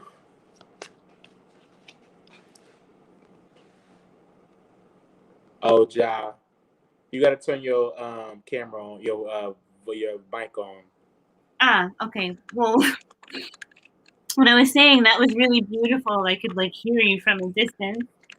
And I wanted to say thank you, Hank, and thank you everyone for like being so flowy and fluid. It's beautiful. Okay, Hank. Let's see. Get into your seat. I don't know why I feel like saying that. It's like get into your seat, sit, like have a seat. I don't know what kind of student you were. But I can see you as a very exuberant student, quite eager. I mean, and if you showed any type of introversion and shyness, that's not who you ever really were on the inside. Hank. Hit me with your best shot. Hit me with your best shot.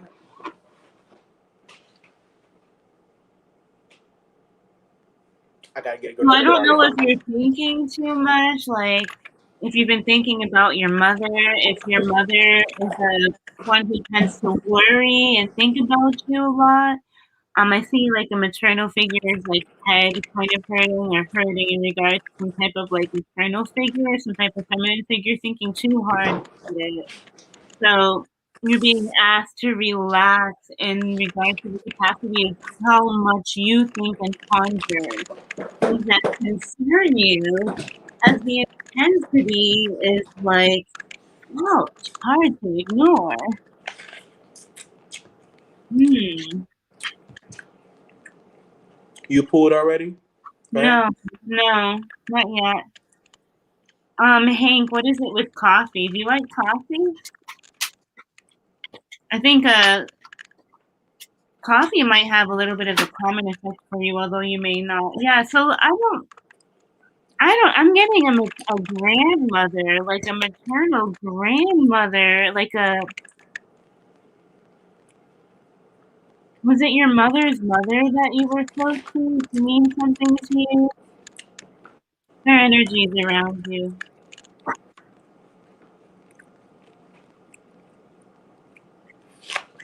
We have Queen Exorcist.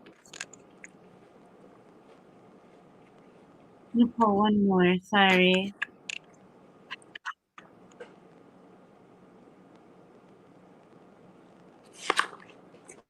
Wow, you be all over the place. And an angel. So Queen, Exorcist, and Angel. What the? Mm. That is an assortment of cards right there. Yeah, because I believe that Hank holds a royal title, but his youthful energy almost makes it seem like he's not entitled to it. Does that make sense? Like he's like yeah, it's like he's like a born king or prince or something like that, and his mannerisms doesn't always show that he has the abilities and attributes to actually like make change, and is actually a holy messenger and light worker for the divine, and has royal standards, although you can't always see that right away. People probably judge you for your child like mannerisms and qualities and can undermine the capacities of which you are actually able and fit. You probably tend to catch people off guard and have a lot more authority and control than you let off. You literally have the ability to take someone to the next level. You have the ability to bless them and connect them with the divine. You also have the ability to release them of changed past. It's almost as if their behaviors or treatment of you determines in which their quantum liberation occurs. It's really interesting. Really interesting. I hope that made sense. Mm. Wowie, wowie, wowie, wowie, wowie.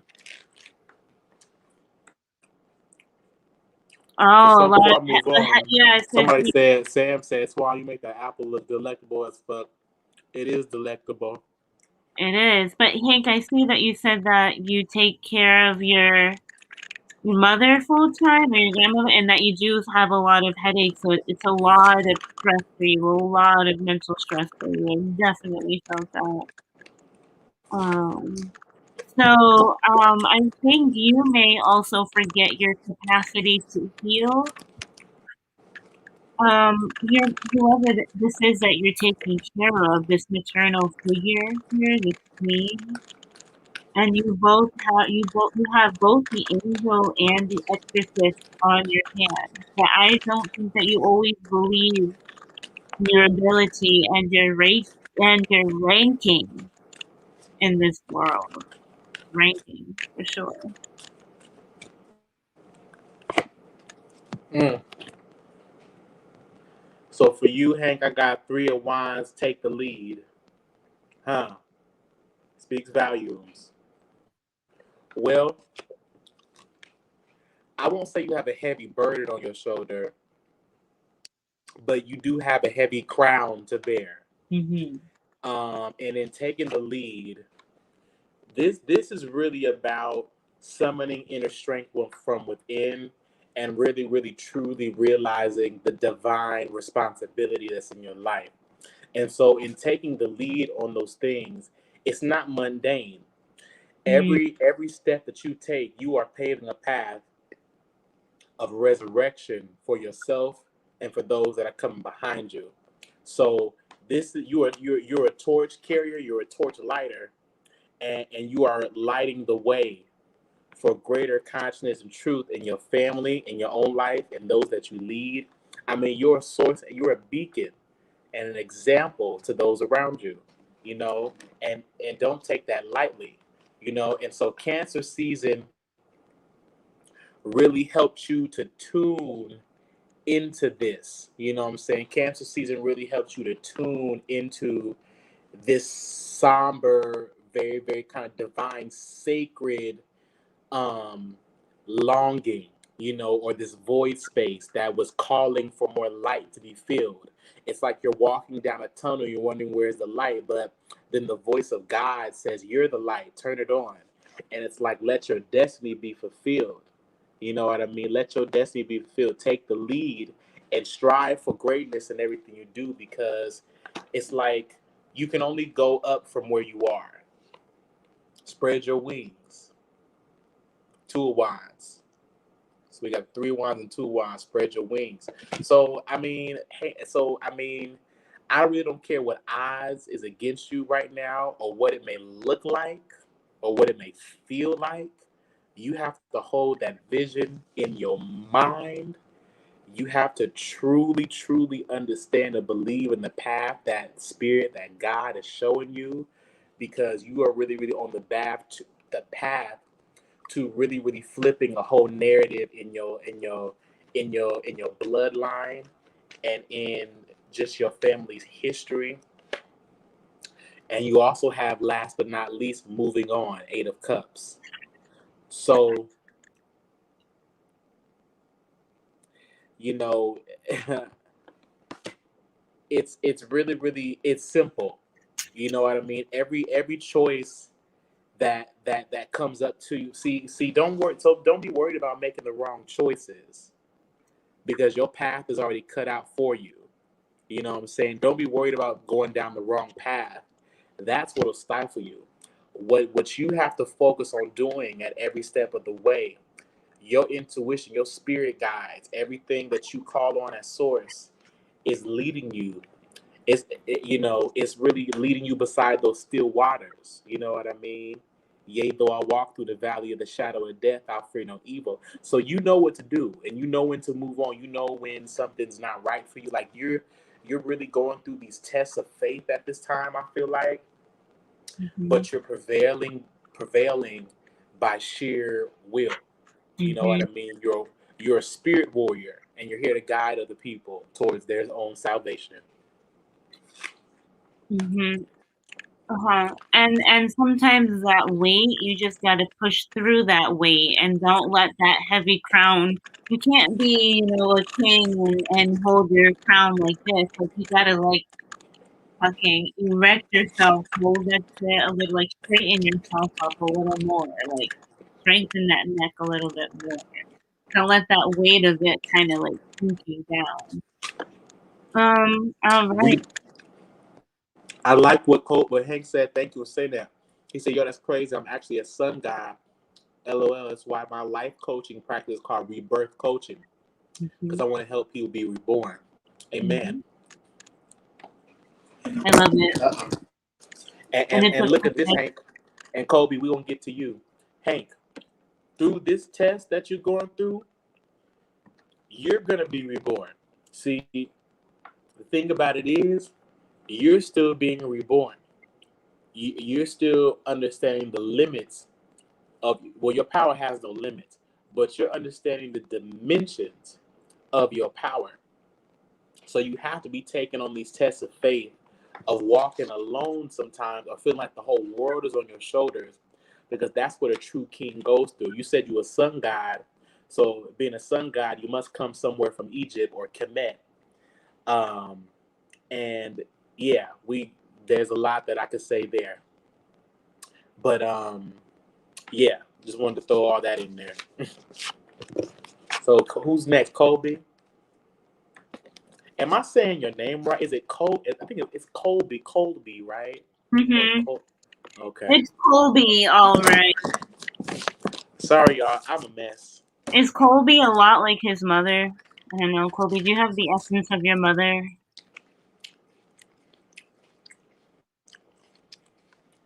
How's that apple? Stop. Oh my God! This is my dinner tonight. You know what? I actually had watermelon and cashews and kombucha for dinner. I kept it light too. Oh, good. I had watermelon this morning for breakfast. I like that.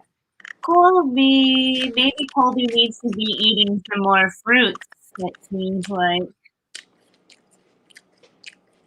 Colby, why are you not getting in your live veggies and your live fruits, Colby? Colby like the cheese. Hilarious. Hold on, I'm still clearing the deck first, Colby. Come to the forefront, my dear. Come to the forefront.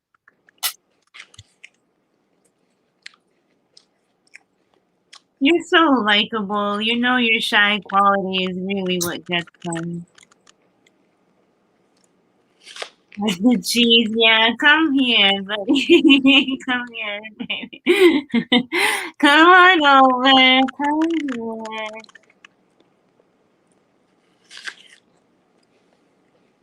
Okay, let's see.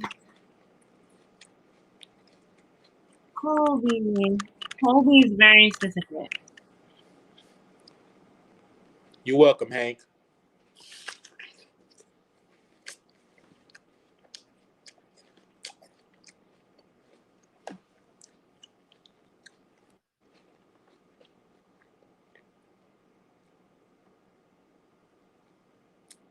Okay, Colby, so you have a split duality or a dual mentality or a split or dual way of vision or of seeing things. So this is telling me that you have not opened up your visual capacities fully, as there's a division going this way. So maybe sometimes you see on this side, sometimes you see on this side, but there's a division in your vision. And it could be a lot more clear and a lot more open. You still have access to both sides. Okay, it's just a division. All right, what do you have here? What does it say? Midas master? It says Midas and Miser. So to me, this is about going from extreme lack to extreme abundance. From going like feeling like I really, really deserve this. Well, I don't really deserve this. What did I do? I didn't do anything to get this. And then like feeling like you got it, and then the complete opposite. Everything I touch turns to gold. But why is it that everything I touch goes to gold? And why is this going bad? Why is this going so good? There's really this Midas miser energy going on here. And so to me, it having both qualities, and one is telling me that there's an oscillation or vacillation between the two energies of abundance and scarcity, or feeling worthy and feeling lack thereof. So we have light attributes, entrepreneurial or creative ability to turn anything to gold, delight in sharing in life's riches. So perhaps instead of feeling guilty for having so much abundance, take that abundance and give away the excess. So whether that's maybe you're giving to donations or charities or giving something away where you are able to keep receiving more and more abundance and not feel guilty about it because you're dispersing it. This is a big thing. So allow more to come in and then disperse it in the ways that you see fit. Shadow attribute is hoarding money and emotions, excessive fear of losing your wealth. Here now, gone tomorrow. Having everything now, having nothing tomorrow. And then there's this fear, there's this black and white kind of thing going on with you. And I think that what you're being told here is that you have the birthright of the Midas touch. And there's no reason to feel any type of way about it. The remedy is to actually open yourself up a little bit more and allow it to flow through you and be like this raining down. I mean, holy, be a fountain of abundance.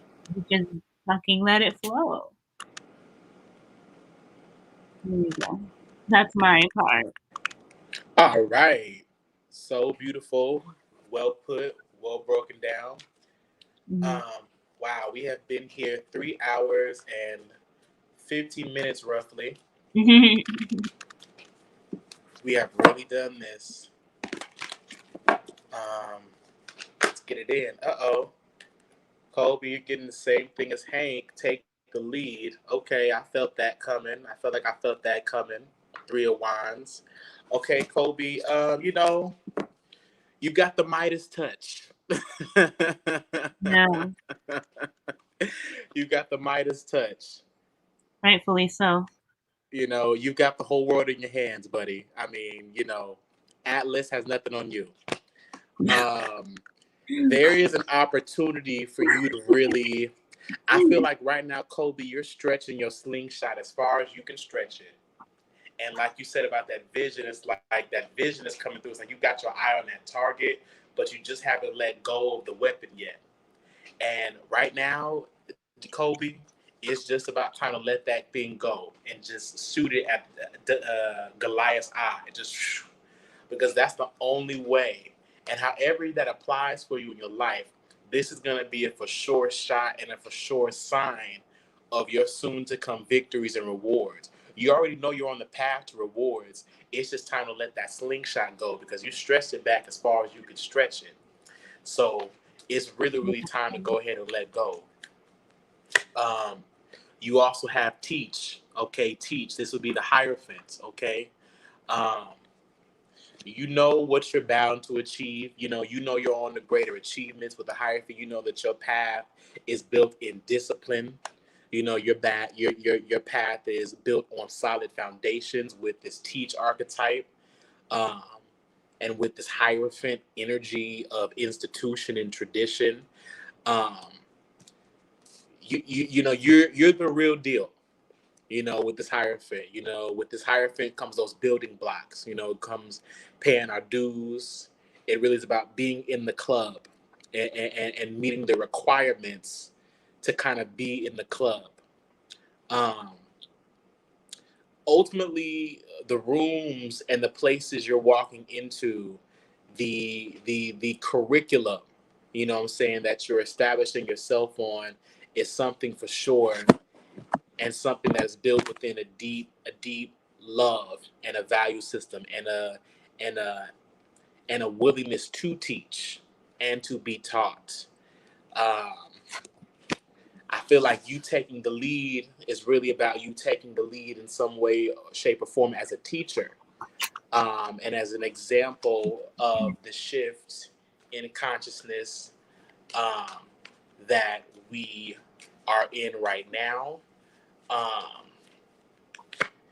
we also have change your focus. Okay, change your focus. Interesting. So we come from taking the lead, Three of Wands, to Hierophant, to the Five of, I want to say this is the Five of Cups in this deck. Yeah, the Five of Cups. Um, Interesting. So ultimately, Colby, there's a need to really go towards what really resonates with you. Colby, you have deep values. Your values are deep. Your roots are deep. You cultivated roots for yourself that other people can't see. You come from a place that other people can't see. You come from a very unique and genuine and raw primal place. Like the place that you come from in the cosmos is like it's a youthful place. It's probably a new cluster. Who knows? But ultimately, you're coming to this world as a spark, and you are very, very passionate about certain things. But you also know that you got to leave certain people behind, certain spaces behind, in order for you to feel truly enacted in your passions. Because the time that you're going to be spending to do all this stuff is really it's really, really changing your perspective and your focus on a lot of things. So know that as you learn and grow, and as you begin to go through you walk your destiny, your focus is going to continuously change. I think you have a Pisces placements. So this kind of speaks to me to that. If this is Five of Cups, I'm thinking of that Pisces. I'm thinking of Jupiter in Pisces right now, retrograde, really helping to magnify and refocus that magnifying glass on certain things. And that'll go even into your music videos. And everything else that you're working on. So just, you have your eye on the right thing. It's just time to really, really step into it and leave other people and other things that are meant for you in this season go. And that's what I have to say. That is my spiel. Colby, your energy is getting bigger and bigger. And you would be surprised how exemplary your energetic body is. You're something to look up to, and the energetic emanation that you carry is definitely one to be looked at, studied, shown. You know what I mean? It's like you have an energy system or an energy signature that should be modeled a lot more often. And I suppose the modesty of such is what could make it so hard to find and come across. But then again, this type of like genuine case isn't always valued by. Right. But don't play it safe. Like that Three of Wands is really about taking that risk. I don't even know if I want to say that risk, but I mean, risk could go into it, but taking that leap, taking that action you need to take, you're ready. Like, don't play it safe no more. Your energy is big. Like you said, John, like, yeah, like, don't play it safe no more. You know you're the shit. You know you're the real deal. And there just needs to be a whole different program. Well, you don't have to be cocky about it. You don't have to be Leo about it. You don't have to be Sag about it. You can be Colby about it. Right. That's what I mean. Yeah, exactly. And show other people through your authenticity how it's done in a sense. And because it's almost like that feeling of feeling like others aren't appreciating or a certain sense and of not wanting to be a show off either. You know what I mean? You're not, we know you don't have to be that. We know you're not that. So. Right. Okay. So who do we have next? We have J-Lo. Hello, J-Lo. J-Lo. Let's see if we can ground your energy. Let's see. Whoa. So you have moth spirit around you. I do too. J-Lo, the moth spirit around you. I do too.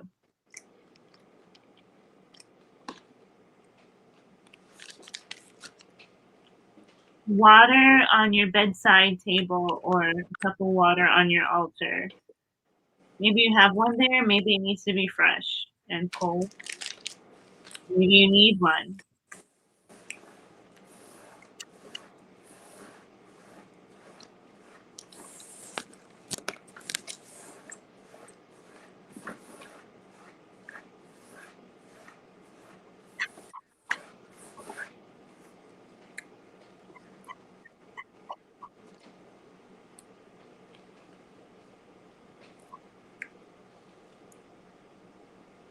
You're a really big family staple. And you're like that everybody's like favorite aunt. I don't know why I'm saying that. I think, right? So you're a big piece. You're a big piece of the puzzle. A big staple. I'm getting a big family staple, a big piece of the puzzle, J-Lo.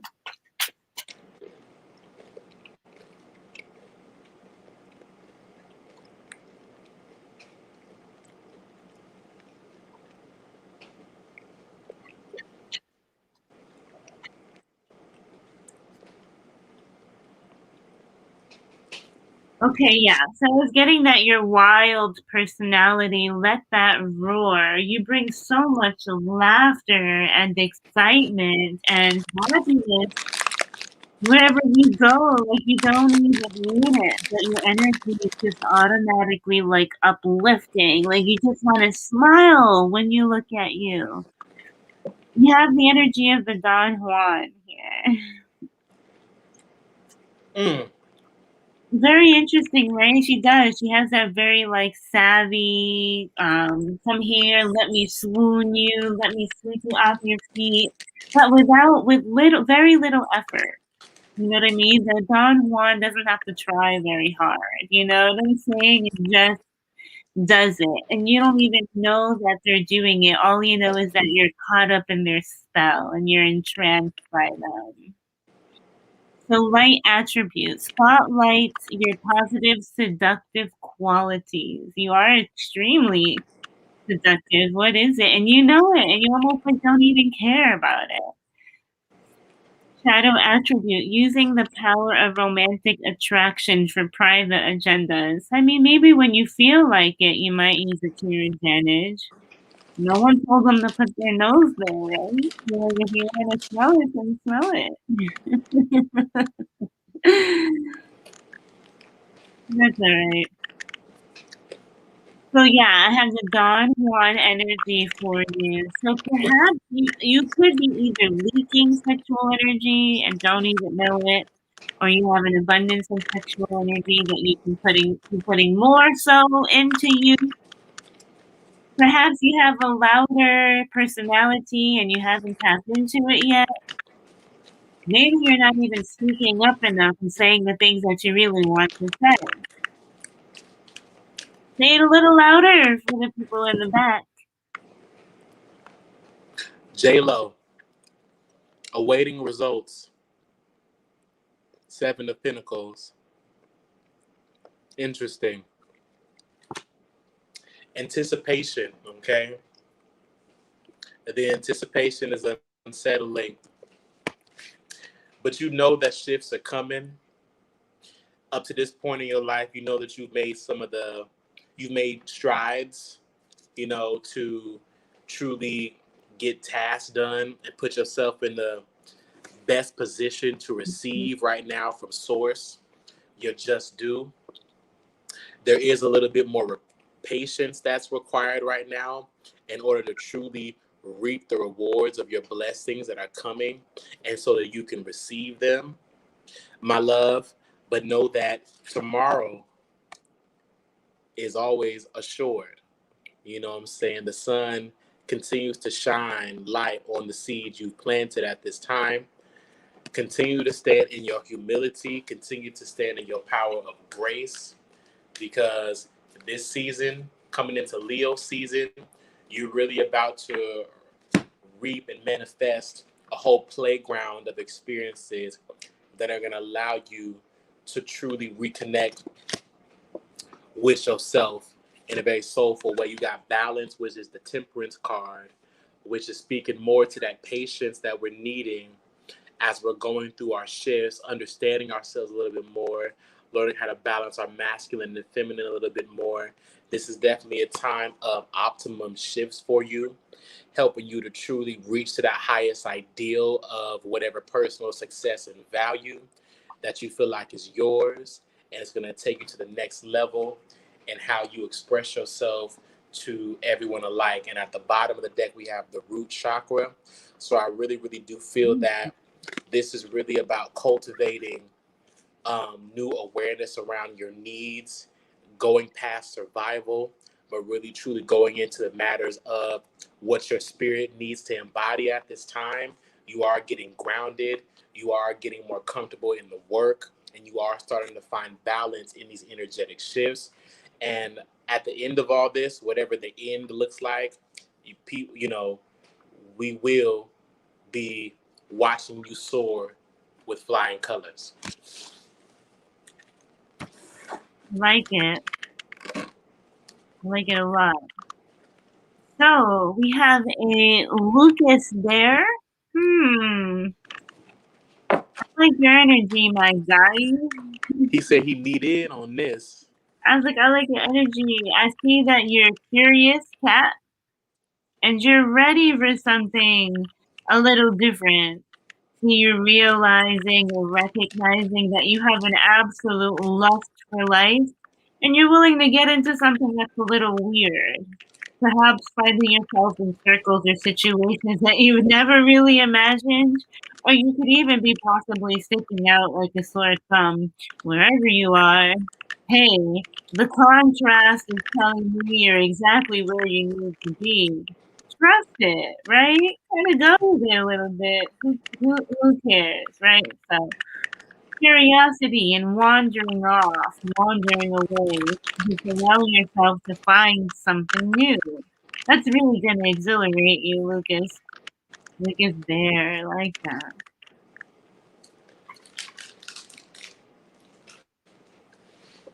Oh, let's clear the deck for you real quick. Let's just light it up. We're not clearing it, we're lighting it up.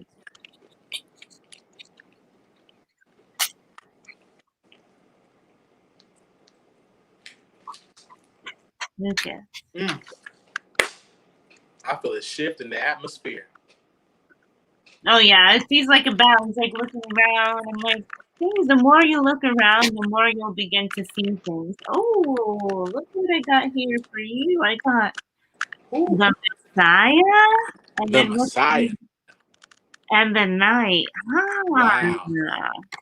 So you have a message to You got a message. deliver. Okay. So you got something to say around here.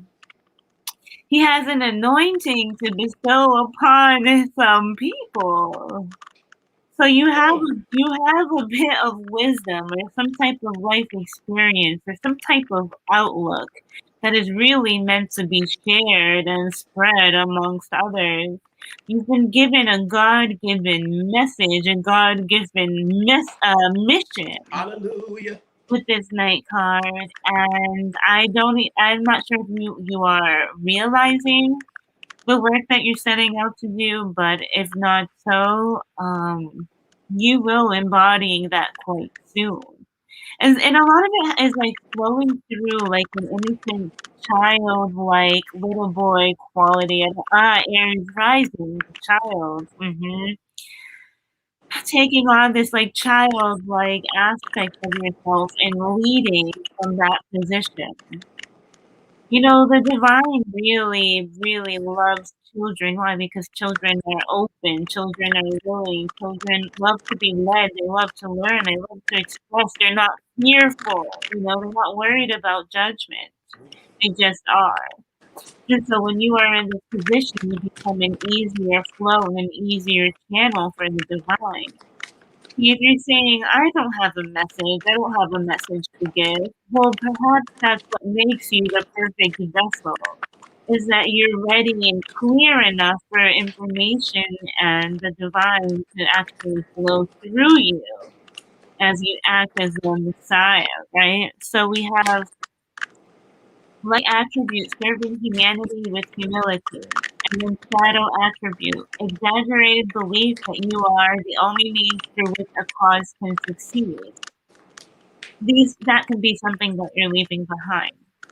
Knight, light attributes, loyalty, romance, and chivalry, a love of honor. Shadow attributes, allegiance to a destructive ruler, principle, romantic delusions. Hey, if romantic happenings don't go your way, doesn't mean you need to turn into the devil now because you were so romantic and giving and loving and forthright and just, you know what I'm saying? So there's a balance. We know you go hot. We know you go cold. But either way, that's kind of what makes you the gist of a perfect vessel. Yeah. Wow. Okay. So Lucas, I got the 7 of Pentacles, which is awaiting results for you, as well as 8 of Pentacles, dedicated effort,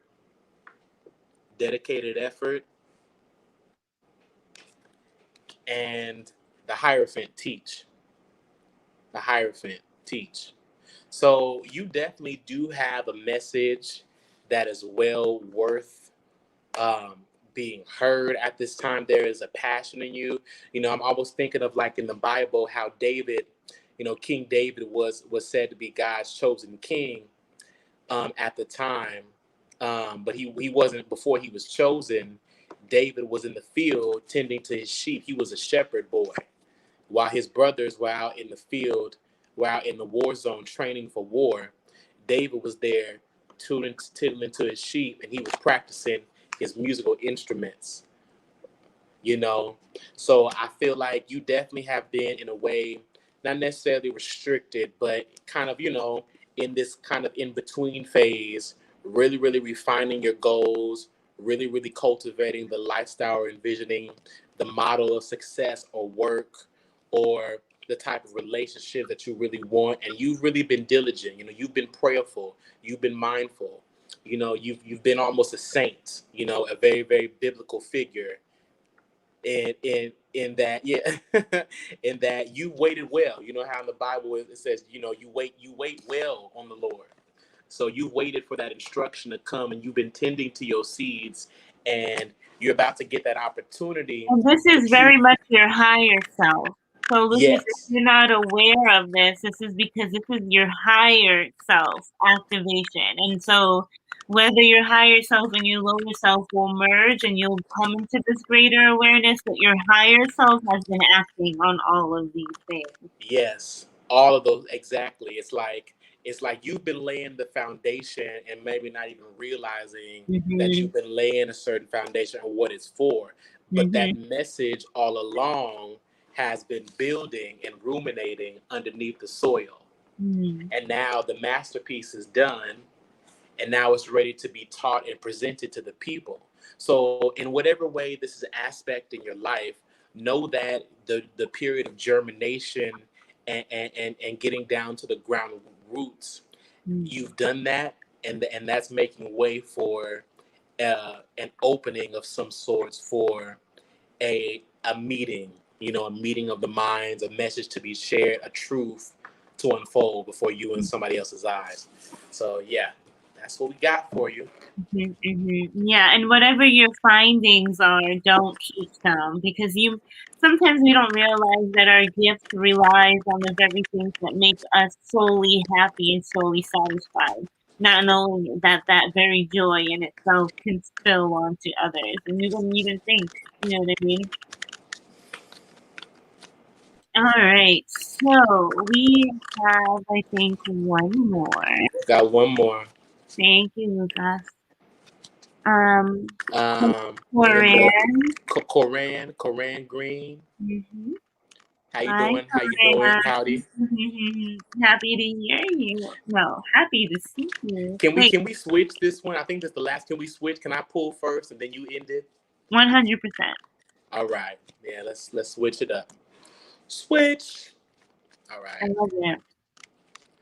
All right. For Corin. Corin.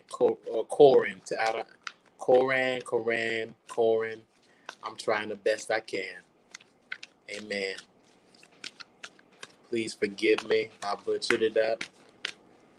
Um.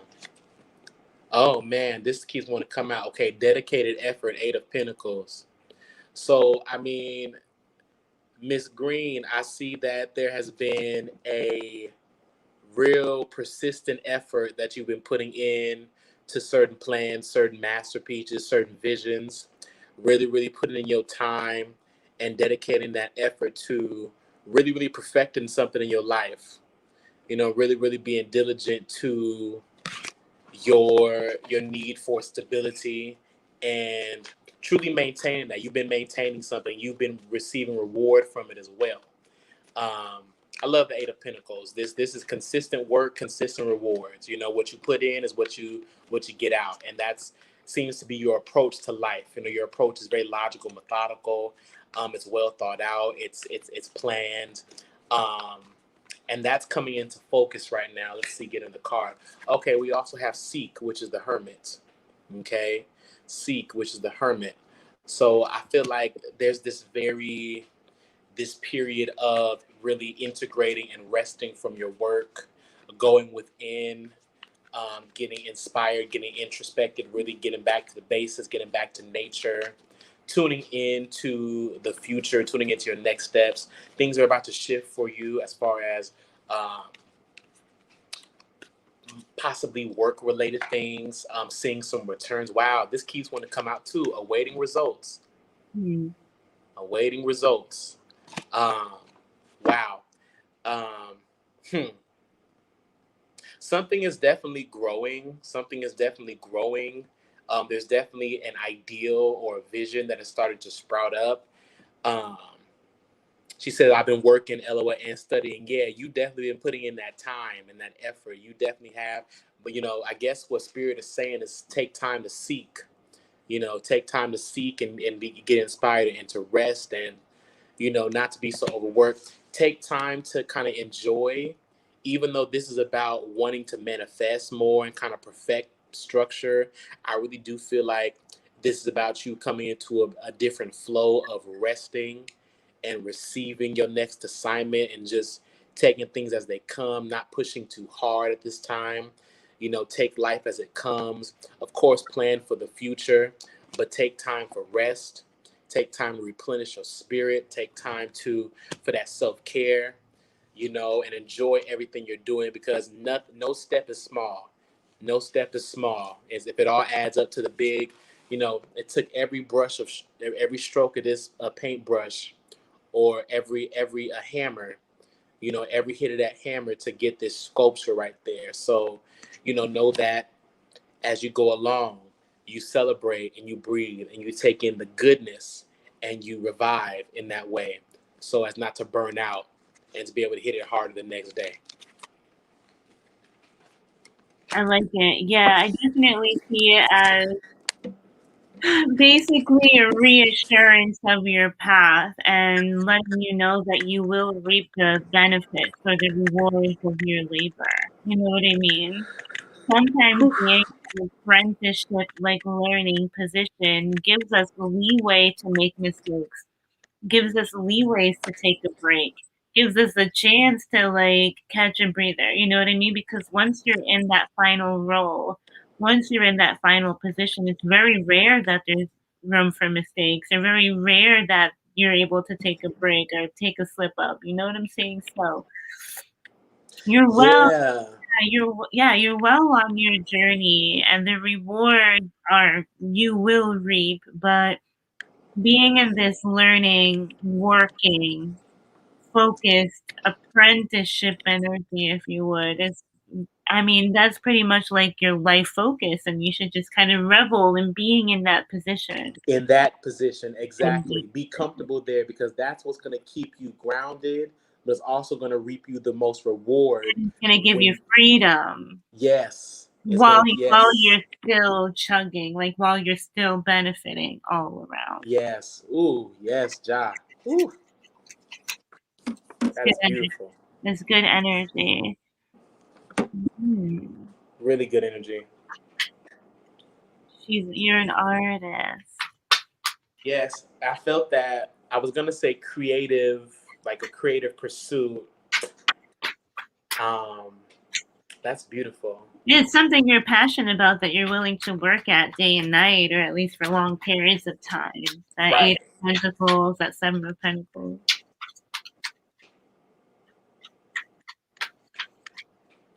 Ooh. Oh, let me see. Maybe that's what you want. You want a little fire, a little fire.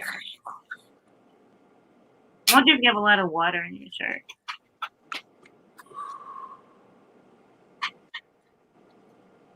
I wonder if she has Virgo in her chart.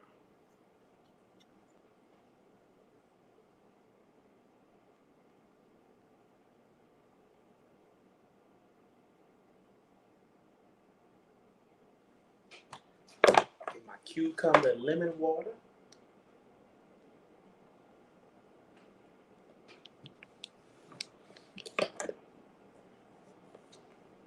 Well, it's like if you want to know something, you got to leave space for it to let it be known. You can't look for help or look for a solution and not expect for the unseen to be seen. You know what I mean?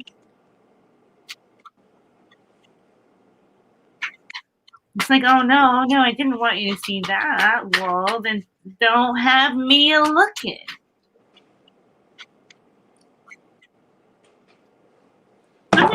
like his siblings. I don't know if you have like, I don't know, something about like sibling energy. I don't know, someone's all up in your business and you don't want someone to know something, or like too much energy, you know. It's a lot of up in your business type of energy. Like, I don't want you to see that. Sorry, I don't know why all these cards keep dropping off. I only want one for you. Or is it that you want too many things?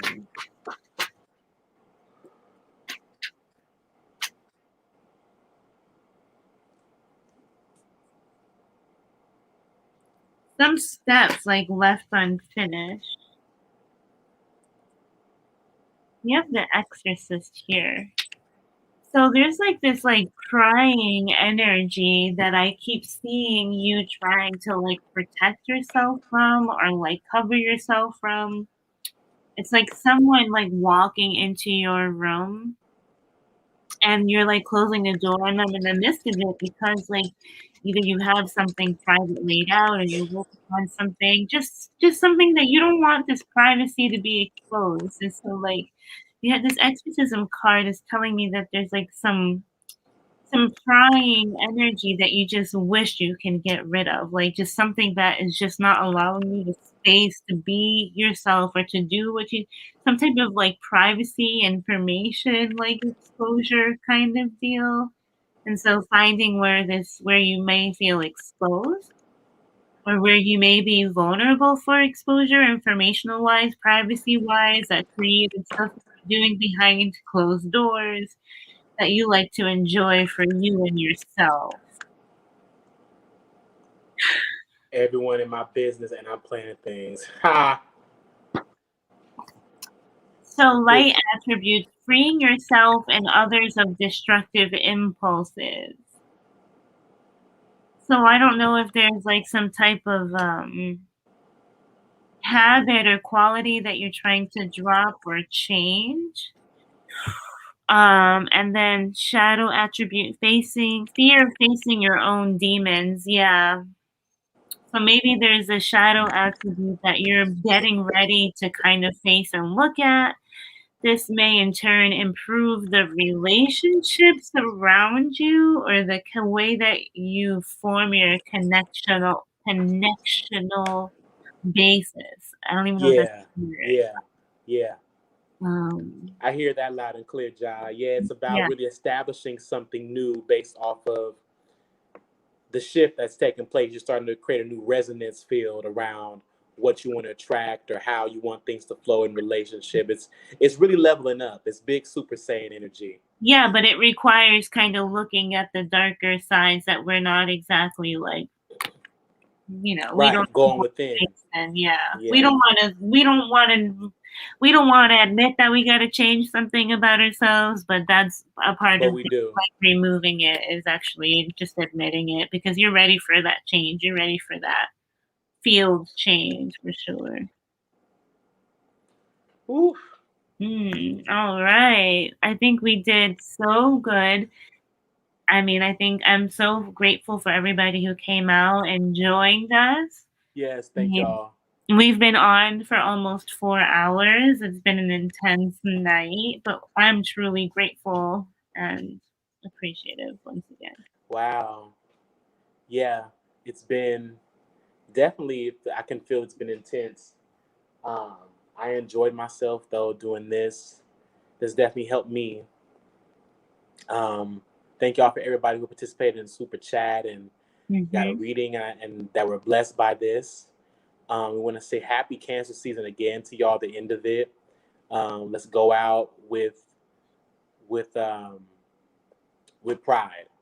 No, yeah, and thank you, Jonathan. Thank you, the Black Swan, for like joining today and like being a part of this. I think I'm not surprised, but I'm pleasantly like ecstatic about like how well our flow is and the complementary energies between us, and like how our reading styles are similar. Like we just kind of get it. We tap into one another very, very well. I don't know. Like I think your flow is really nice, and you hold space so well. And I really hope that I held space for you as well. So like Same I'm here. grateful. Thank you. Thank you. No, thank you. I appreciate it. We got to do this more. Yeah, I Um, think it'd be really nice to establish yeah, that. yeah. I think this is really nice.